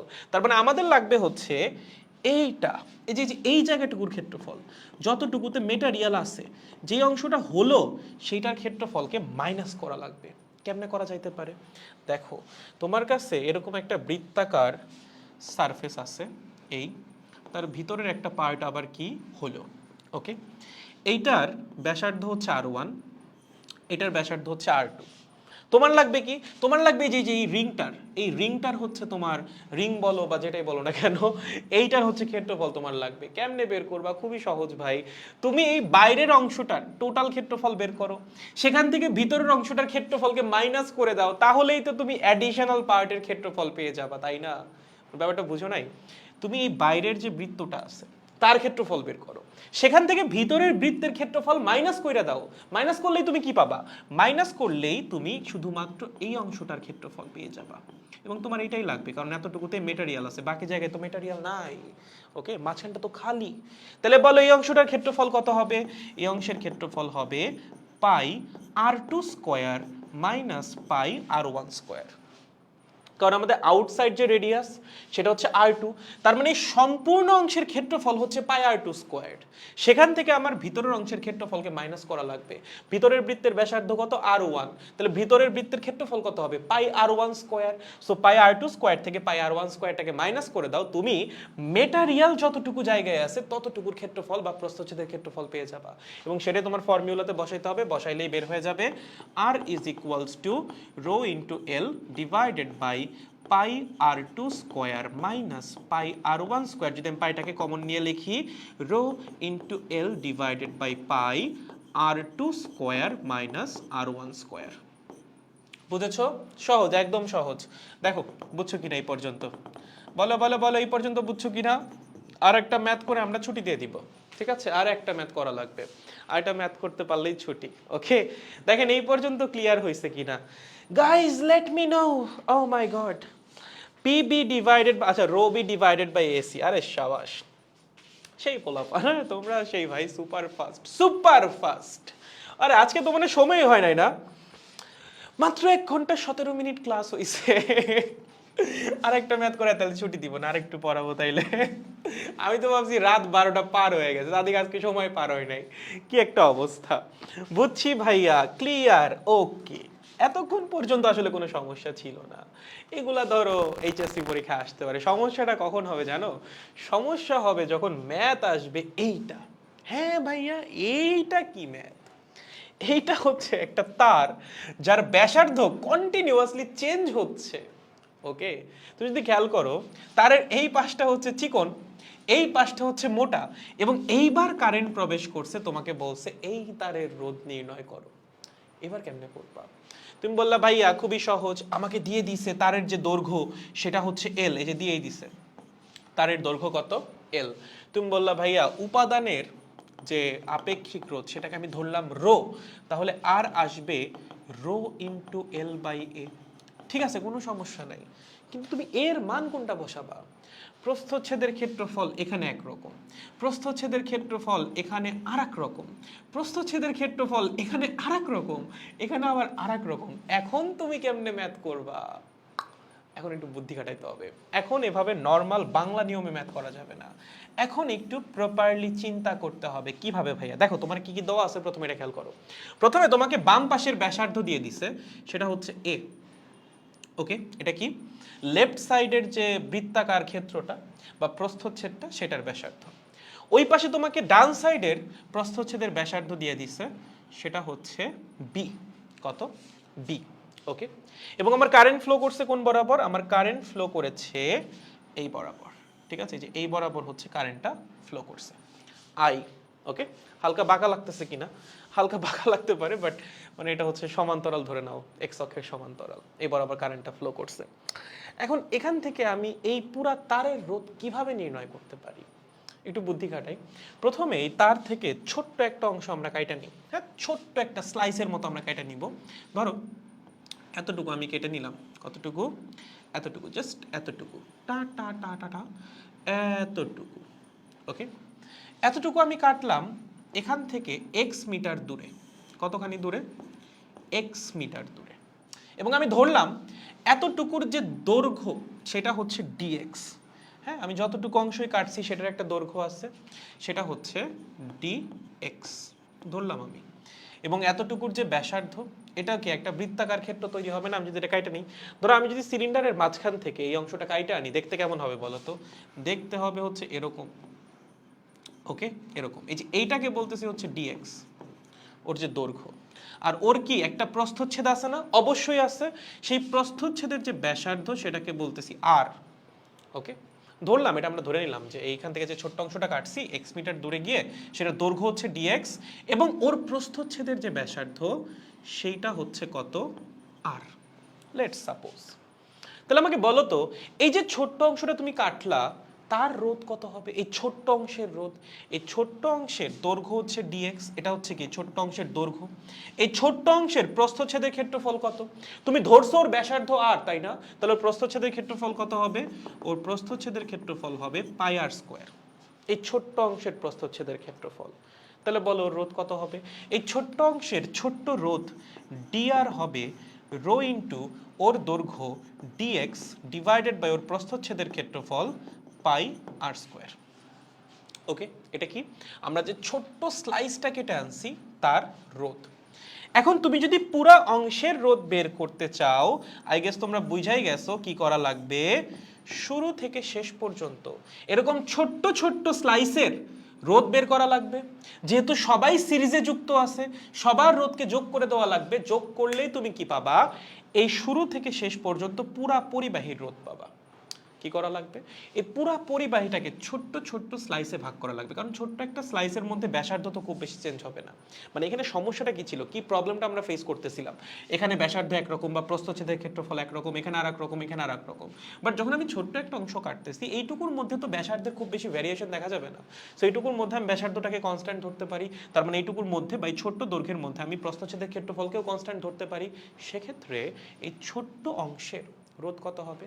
এই ছোট্ট অংশের রোধ হবে এই ছোট্ট অংশের উপাদানের আপেক্ষিক রোধ মাল্টিপ্লাইড বাই এই ছোট্ট অংশের দৈর্ঘ্য ডিএক্স ডিভাইডেড বাই এই ছোট্ট অংশের প্রস্থচ্ছেদের ক্ষেত্রফল পাই আর স্কোয়ার্ড। এটা কি চেঞ্জ হবে না ভাইয়া? প্রস্থচ্ছেদের ক্ষেত্রফল না চেঞ্জ হচ্ছিল? তুমি যখন ছোট্ট অংশ কাটবা, ওই ছোট্ট দূরত্ব পরিবর্তনের জন্য প্রস্থচ্ছেদের ক্ষেত্রফলে খুব বেশি ভ্যারিয়েশন আসবে না। দেখা যাবে এই পাশেও প্রস্থচ্ছেদের ক্ষেত্রফল যা, এই পাশে উল্টা পাশেও প্রস্থচ্ছেদের ক্ষেত্রফল তাই। এটা হচ্ছে এই ছোট্ট অংশের রোধ। এরকম ছোট্ট অংশ আছে অগণিত, এখান থেকে শুরু করে এখান থেকে একটা কাটো, এখান থেকে একটা কাটো, এভাবে শুরু থেকে শেষ পর্যন্ত তুমি লাখ লাখ ছোট্ট ভাগে এই তারটাকে ভাগ করতে পারবা। এবং সবগুলা ছোট্ট অংশের রোধ বের করে সবাইকে তোমার যোগ করা লাগবে। ভাইয়া যোগ কেন করা লাগবে? কারণ সবাই পাশাপাশি আছে। রোধ পাশাপাশি আছে মানে কি? রোধ শ্রেণী সমবায়ে যুক্ত আছে। রোধ যদি শ্রেণী সমবায়ে যুক্ত থাকে, টোটাল রোধ কেমনে বের করো? সবার মানকে যোগ করে, যেটা আমরা সামনে শিখবো, 9, 10-এও তোমরা শিখে আসার কথা। রোধ যদি শ্রেণী সমবায়ে যুক্ত থাকে, সমবায়ের তুল্য রোধ বের করা হয় সবগুলা রোধের মানকে যোগ করে। সো এখানে আমরা যদি স্লাইস স্লাইস করে কাটি পরিবাহীকে, এই প্রত্যেকটা স্লাইস কেমনে যুক্ত? শ্রেণী সমবায়ে যুক্ত। সো সবার রোধ যদি আমি বের করতে পারি, দেন সবগুলাকে যোগ করলে আমি পুরা পরিবাহীর টোটাল রোধ পাবো। এখানে যোগটা কেমন হওয়া লাগবে? কন্টিনিউয়াস যোগ, শুরু থেকে শেষ পর্যন্ত কন্টিনিউয়াসলি যোগ করা লাগবে। কন্টিনিউয়াস যোগ আমরা কেমনে করি? ইন্টিগ্রেশনের মাধ্যমে। তার মানে তুমি যদি এই পরিবাহীর টোটাল রোধ বের করতে চাও, তোমার এইটাকে ইন্টিগ্রেট করা লাগবে। এখন এটাকে ইন্টিগ্রেট করবা তো ঠিক আছে, বাট এখানে একটা ঝামেলা আছে। ঝামেলাটা কি দেখো, প্রথম কথা, তুমি যে টোটাল রোধ বের করতে চাও, তোমার এই ডিআরটাকে বা ছোট্ট এই রোধটাকে শুরু থেকে শেষ পর্যন্ত কি করতে হবে, ইন্টিগ্রেট করতে হবে। বাট ঝামেলাটা কোথায়, ডিআর মানে তুমি কি পাইছো, rho into DX divided by pi R square. Okay, rho এখানে কনস্ট্যান্ট, রোটা কি, উপাদানের আপেক্ষিক রোধ। এখানে প্রস্থচ্ছেদের ক্ষেত্রফল কম, এখানে প্রস্থচ্ছেদের ক্ষেত্রফল বেশি, তার জন্য তো আপেক্ষিক রোধে কোনো ভ্যারিয়েশন আসবে না। আপেক্ষিক রোধ ডিপেন্ড করে কিসের উপর, উপাদান এবং টেম্পারেচারের উপর। আমরা উপাদান আর টেম্পারেচার তো চেঞ্জ করি নাই, সো এখানেও আপেক্ষিক রোধ যা, এখানেও তাই, এখানেও তাই, এখানেও তাই, আপেক্ষিক রোধটা কনস্ট্যান্ট। একই সাথে পাইও কি বলতো, পাইও কনস্ট্যান্ট। সো এই আপেক্ষিক রোধ আর পাইকে আমরা বাইরে নিয়ে আসতে পারি, তাহলে নিয়ে আসো rho divided by pi. Okay, কারণ constant, dx divided by R square. ভাইয়া আর কে বাইরে আনতে পারি না, আরও তো কনস্ট্যান্ট না, আর কিন্তু কনস্ট্যান্ট না।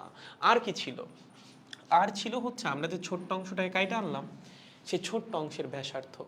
ছোট্ট অংশটা যদি আমি এখান থেকে কেটে না এনে এখান থেকে কেটে আনতাম, ব্যাসার্ধ কি সেম আসতো না, চেঞ্জ হয়ে যেত। যদি এখান থেকে কেটে আনতাম, ব্যাসার্ধ কি সেম আসতো না, চেঞ্জ হয়ে যেত। তার মানে আর কিন্তু ভ্যারিয়েবল। এবং একই সাথে এখানে ইন্টিগ্রেশন কার সাপেক্ষে, এক্স এর সাপেক্ষে, এক্সও ভ্যারিয়েবল। কারণ তুমি যদি এখান থেকে কাটো তখন এক্স এর মান আসবে একরকম, তুমি যদি এখান থেকে কাটো এক্স এর মান আসবে আর একরকম, তুমি যদি এখান থেকে কাটো এক্স এর মান আসবে আর একরকম। এক্স কি, এই পয়েন্ট থেকে তুমি যে স্লাইসটা কাটতেছো তার দূরত্ব। স্লাইস এক এক জায়গা থেকে কাটলে দূরত্ব কি এক এক রকম আসবে না, অবশ্যই এক এক রকম আসবে। সো ইন্টিগ্রেশনের ভিতরে ভ্যারিয়েবল চলে আসছে দুইটা, এই অবস্থাতে ইন্টিগ্রেশনটা করা যাবে না, এটাকে এক ভ্যারিয়েবলে কনভার্ট করা লাগবে। এইটা কেমনে করব, এইটার জন্য হচ্ছে আমাদের হালকা একটু বুদ্ধি খাটাইতে হবে। আসো কিভাবে বুদ্ধিটা খাটাবো, চলো একটু কয়েকটা ছোট ছোট কাজ করি। প্রথমত আমি এই বরাবর একটা লাইন টানি। ওকে, কোন বরাবর, এই বরাবর, হ্যাঁ এই বরাবর একটা লাইন টানি। আমি বলি এই অ্যাঙ্গেলটা হচ্ছে থিটা, ঠিক আছে ফাইন। আমাকে বলো তো এই ডিস্টেন্সটা কত হবে, এইটা এতটুকু, এতটুকু ডিস্টেন্স কত হবে, এইটা হচ্ছে বি, এতটুকু হচ্ছে এ, তাহলে এতটুকু কি হবে, এতটুকু হবে বি মাইনাস এ, কি বি মাইনাস এ। ওকে, এইটার দূরত্ব কত হবে, এই ডিস্টেন্সটা, এটা হচ্ছে পরিবাহীর দৈর্ঘ্যের সমান এল, তাই না। এই যে এখান থেকে এই পর্যন্ত এই ডিস্টেন্সটা কি পরিবাহীর দৈর্ঘ্যের সমান না, পরিবাহীর দৈর্ঘ্যের সমান, তার মানে এইটা হচ্ছে এল। ওকে, খেয়াল করো তো এখানে একটা সমকোণী ত্রিভুজ তৈরি হয়েছে না, এই অ্যাঙ্গেলটা কত, এই অ্যাঙ্গেলটা হচ্ছে 90 ডিগ্রি।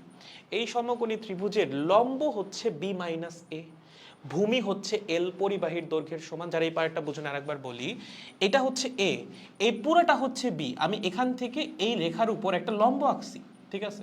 তাহলে এটা যদি এ হয় এটাও কি হবে, এ হবে, এই পুরোটা হচ্ছে বি, এতটুকু বি, এতটুকু এ, তাহলে এতটুকু কি হবে, বি মাইনাস এ।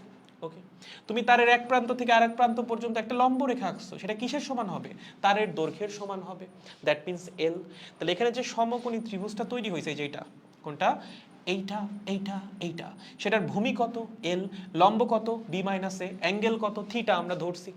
তাহলে বলেন তো এখান থেকে আমি ট্যান থিটার ফর্মুলা লিখতে পারবো না কি পারবো না, অবশ্যই পারবো।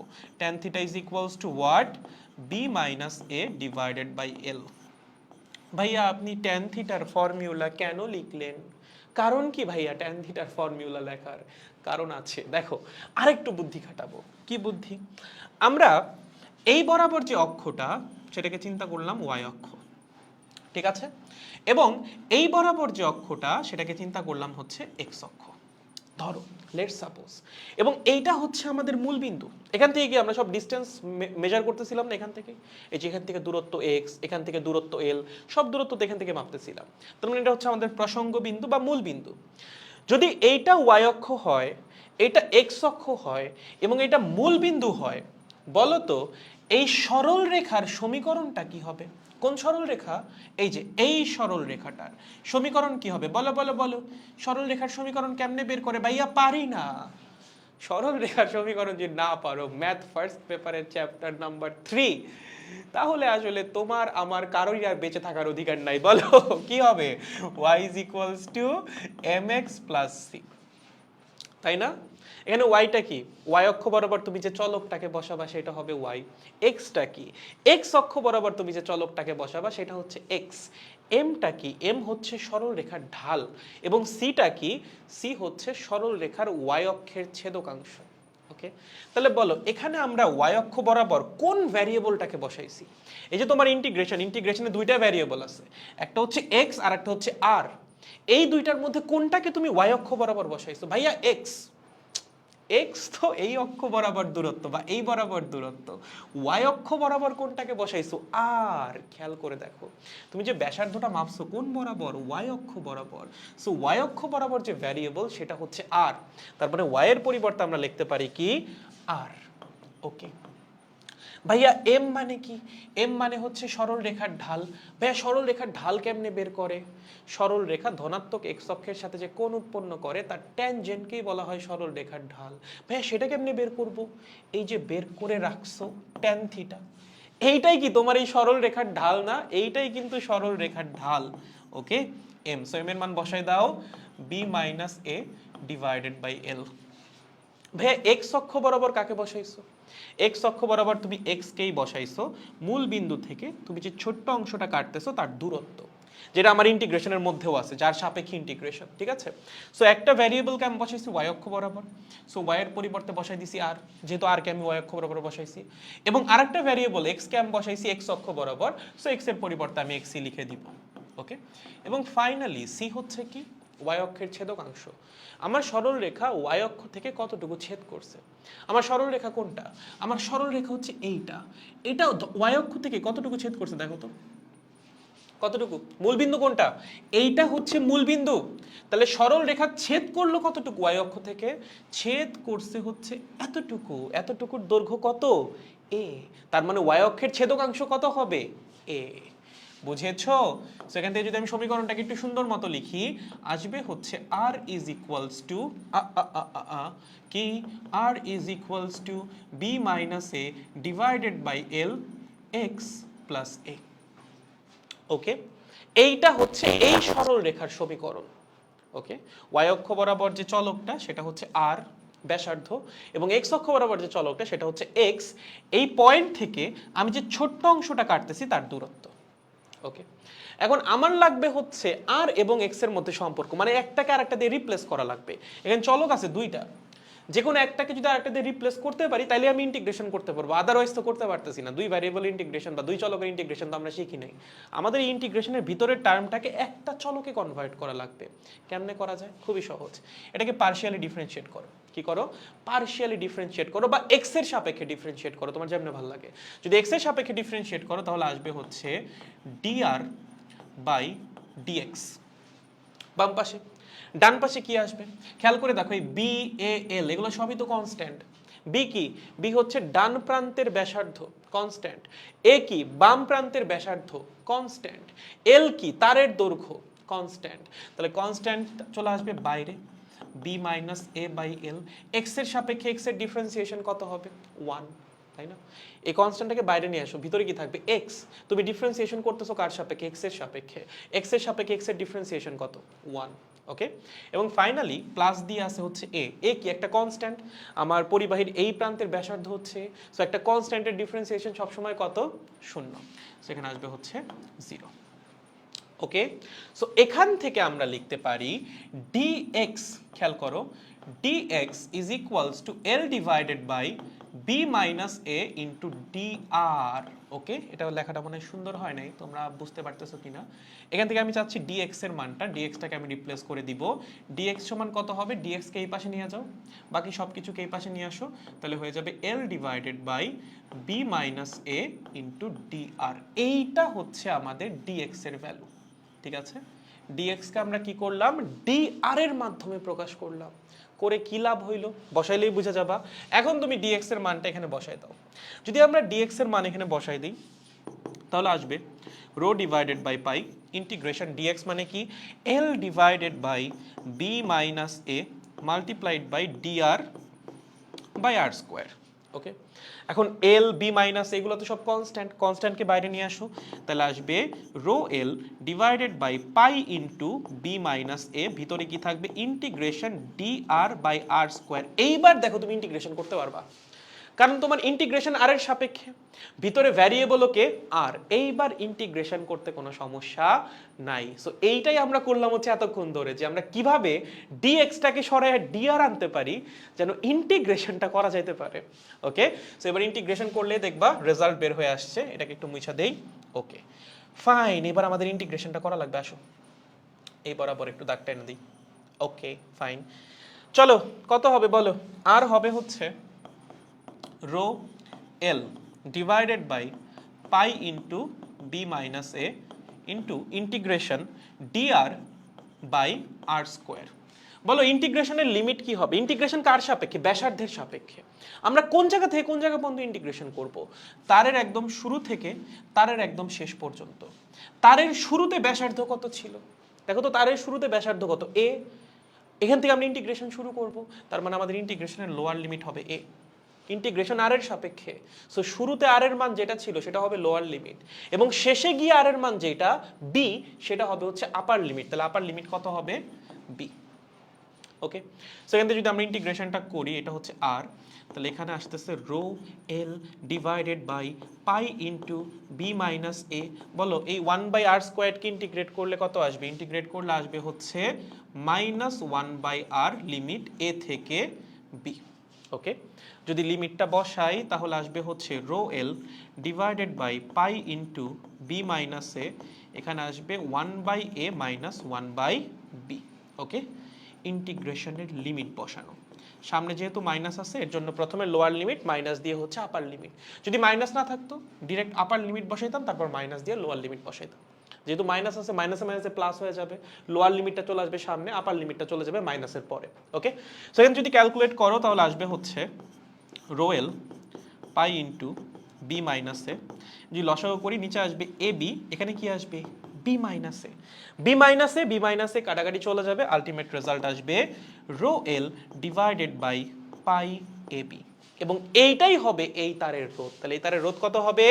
এই তারের রোধ বের হবে rho L divided by pi A B. ঠিক আছে, তো যদি প্রশ্ন পেঁচাইতে চায় রোধ থেকে, যে না প্রশ্ন একটু পেঁচাই, এইভাবে পেঁচাবে। ঠিক আছে, দেখো যদি বুঝে থাকো আজকের ক্লাসের সমাপ্তি। ওকে, সো প্রসেস খুবই সহজ। আমরা প্রথমে ছোট্ট একটা অংশ কাইটা নিব, সেই ছোট্ট অংশের দৈর্ঘ্য আমরা একটা অ্যাজিউম করব, ব্যাসার্ধ আমরা একটা অ্যাজিউম করব, সেখান থেকে সেই ছোট্ট অংশের রোধ আমরা বের করব। এটা হচ্ছে ছোট্ট অংশটার রোধ। দেন আমার শুরু থেকে শেষ পর্যন্ত এই পুরো জিনিসটাকে ইন্টিগ্রেট করা লাগবে। ইন্টিগ্রেট করলে আমি টোটাল রোধ পেয়ে যাব। বাট ইন্টিগ্রেশনের ভিতরে ঝামেলা হচ্ছে ভ্যারিয়েবল চলে আসতেছে দুইটা, একটা হচ্ছে এক্স আর একটা হচ্ছে আর।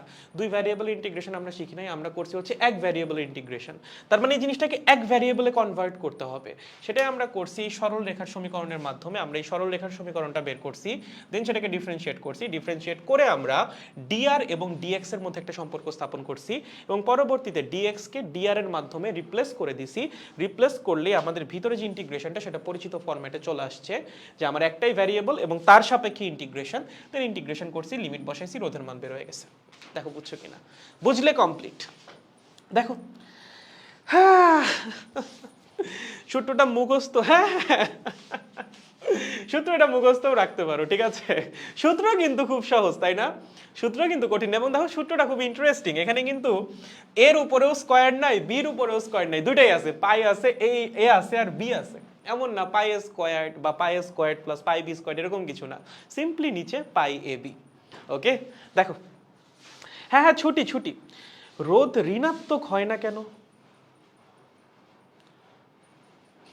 রোধ মানে ঋণাত্মক কেন হবে? ওয়াই? মানে ঋণাত্মক রোধের তো কোনো সিগনিফিকেন্স নাই। মানে রোধ মানে হচ্ছে সে বাধা দিচ্ছে।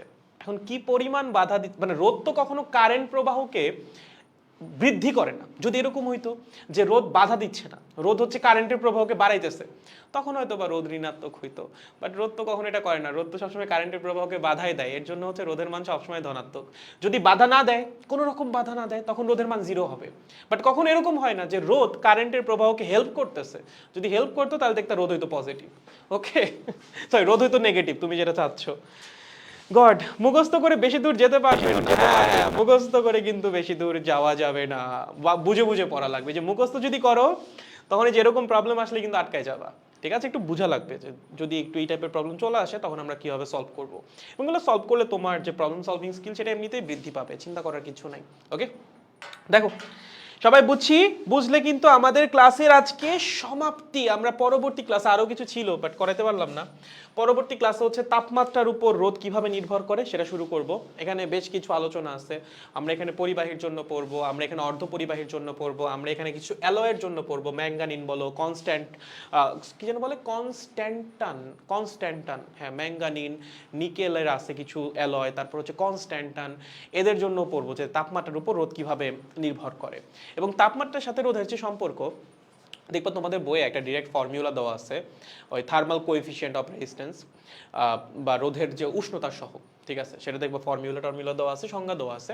বাট এটা আসছে কিভাবে, কিভাবে রোধটা তাপমাত্রার উপর ডিপেন্ড করতেছে, কেন তাপমাত্রা বাড়াইলে পরিবাহীর রোধ বৃদ্ধি পায় কিন্তু অর্ধ পরিবাহীর রোধ হচ্ছে হ্রাস পায়, কেন হয় এগুলো, এগুলো হচ্ছে আমাদের বোঝা লাগবে। দেখবা যে রোধে দুইটা ডমিনেটিং ফ্যাক্টর আছে, বুঝছো? তুমি যখন টেম্পারেচার চেঞ্জ করবা, সেটা যেই মেটেরিয়ালসেরই হোক, সেটা পরিবাহীর হোক, সেটা অর্ধ পরিবাহীর হোক, সেটা অপরিবাহীর হোক, যেটাই হোক না কেন, দুইটা ডমিনেটিং ফ্যাক্টর থাকে। একটা হচ্ছে একক আয়তন ইলেকট্রন সংখ্যা, আর একটা হচ্ছে তোমার রিল্যাক্সেশন টাইম। পরিবাহীর ক্ষেত্রে ডমিনেট করে একটা, অর্ধ পরিবাহীর ক্ষেত্রে ডমিনেট করে হচ্ছে আর একটা। আবার কিছু কিছু অ্যালয়ে কোনোটাই ডমিনেট করে না, ঠিক আছে? যেগুলো আমরা পরের ক্লাসে পড়বো, সমস্যা নেই। আজকে ক্লাসে যদি এই পর্যন্ত বুঝে থাকো, আমাদের রোধের যে বেসিক আলোচনা সেটা আসলে কমপ্লিট হয়ে গেছে। Okay guys, okay I think বুঝতে পেরেছি। দাদা এইটা আসলে এমনিতেও ফেল। ভাই থামলেন শেষ, ভাবলাম আজকে সেহরি পর্যন্ত পড়বো না, একদিন তোমাদেরকে সেহরি পর্যন্ত পড়াবো নি, ঠিক আছে? আমরা একদিন সেহরি পর্যন্ত পড়বো নি বাচ্চারা। ওকে, আজকের মতো তাহলে ছুটি, সবাই সুন্দর মতো রাত কাটাও, দেখা হচ্ছে পরবর্তী ক্লাসে। এবং তোমাদের কালকে আবার ফার্স্ট পেপার ব্যাচের ক্লাস আছে, ফার্স্ট পেপার ব্যাচের ক্লাসও কিন্তু রাত 10:30টার সময় হবে, ঠিক আছে? সো পুরো রমজান মাস জুড়ে আপনাদের সাথে দেখা হবে এই রাত 10:30টার সময়, এবং একদিন তোমাদের সেহরি পর্যন্ত ক্লাস নিব। চাও যেদিন মনটা চাবে, মনটা যেদিন ভালো থাকবে, রাতে যেদিন কোনো কাজ থাকবে না, ওই দিন নিব 5 ঘন্টা 6 ঘন্টা ক্লাস, বসে বসে তোমাদের সাথে রাত কভার করব। ওকে, আজকের মতো এখানেই ছুটি, দেখা হচ্ছে পরবর্তী ক্লাসে। শুভ রাত্রি, টাটা। এগুলো কিন্তু বাসায় পড়িস, আজকে হোমওয়ার্ক দিতে পারলাম না কারণ ম্যাথ সবগুলো আমি সলভ করে ফেলছি, ঠিক আছে? এই জন্য আজকে হোমওয়ার্ক দিতে পারিনি। বাট পরের ক্লাসে হচ্ছে আমরা, মানে পরের ক্লাস থিওরি, তো থিওরি না পড়ে আসলে ম্যাথ দেওয়াটা ইজ ভেরি ভেরি টাফ। এখানে ম্যাথ আছে, ঠিক আছে, বাট এখানে থিওরি তারপর আছে হচ্ছে ম্যাথ। সো থিওরি না পড়ে আসলে ম্যাথ কেমনে দিই, থিওরি পড়ায় নিবনি, তারপর পরের দিন হোমওয়ার্ক দিয়ে দিবনি। আজকের মতো টাটা।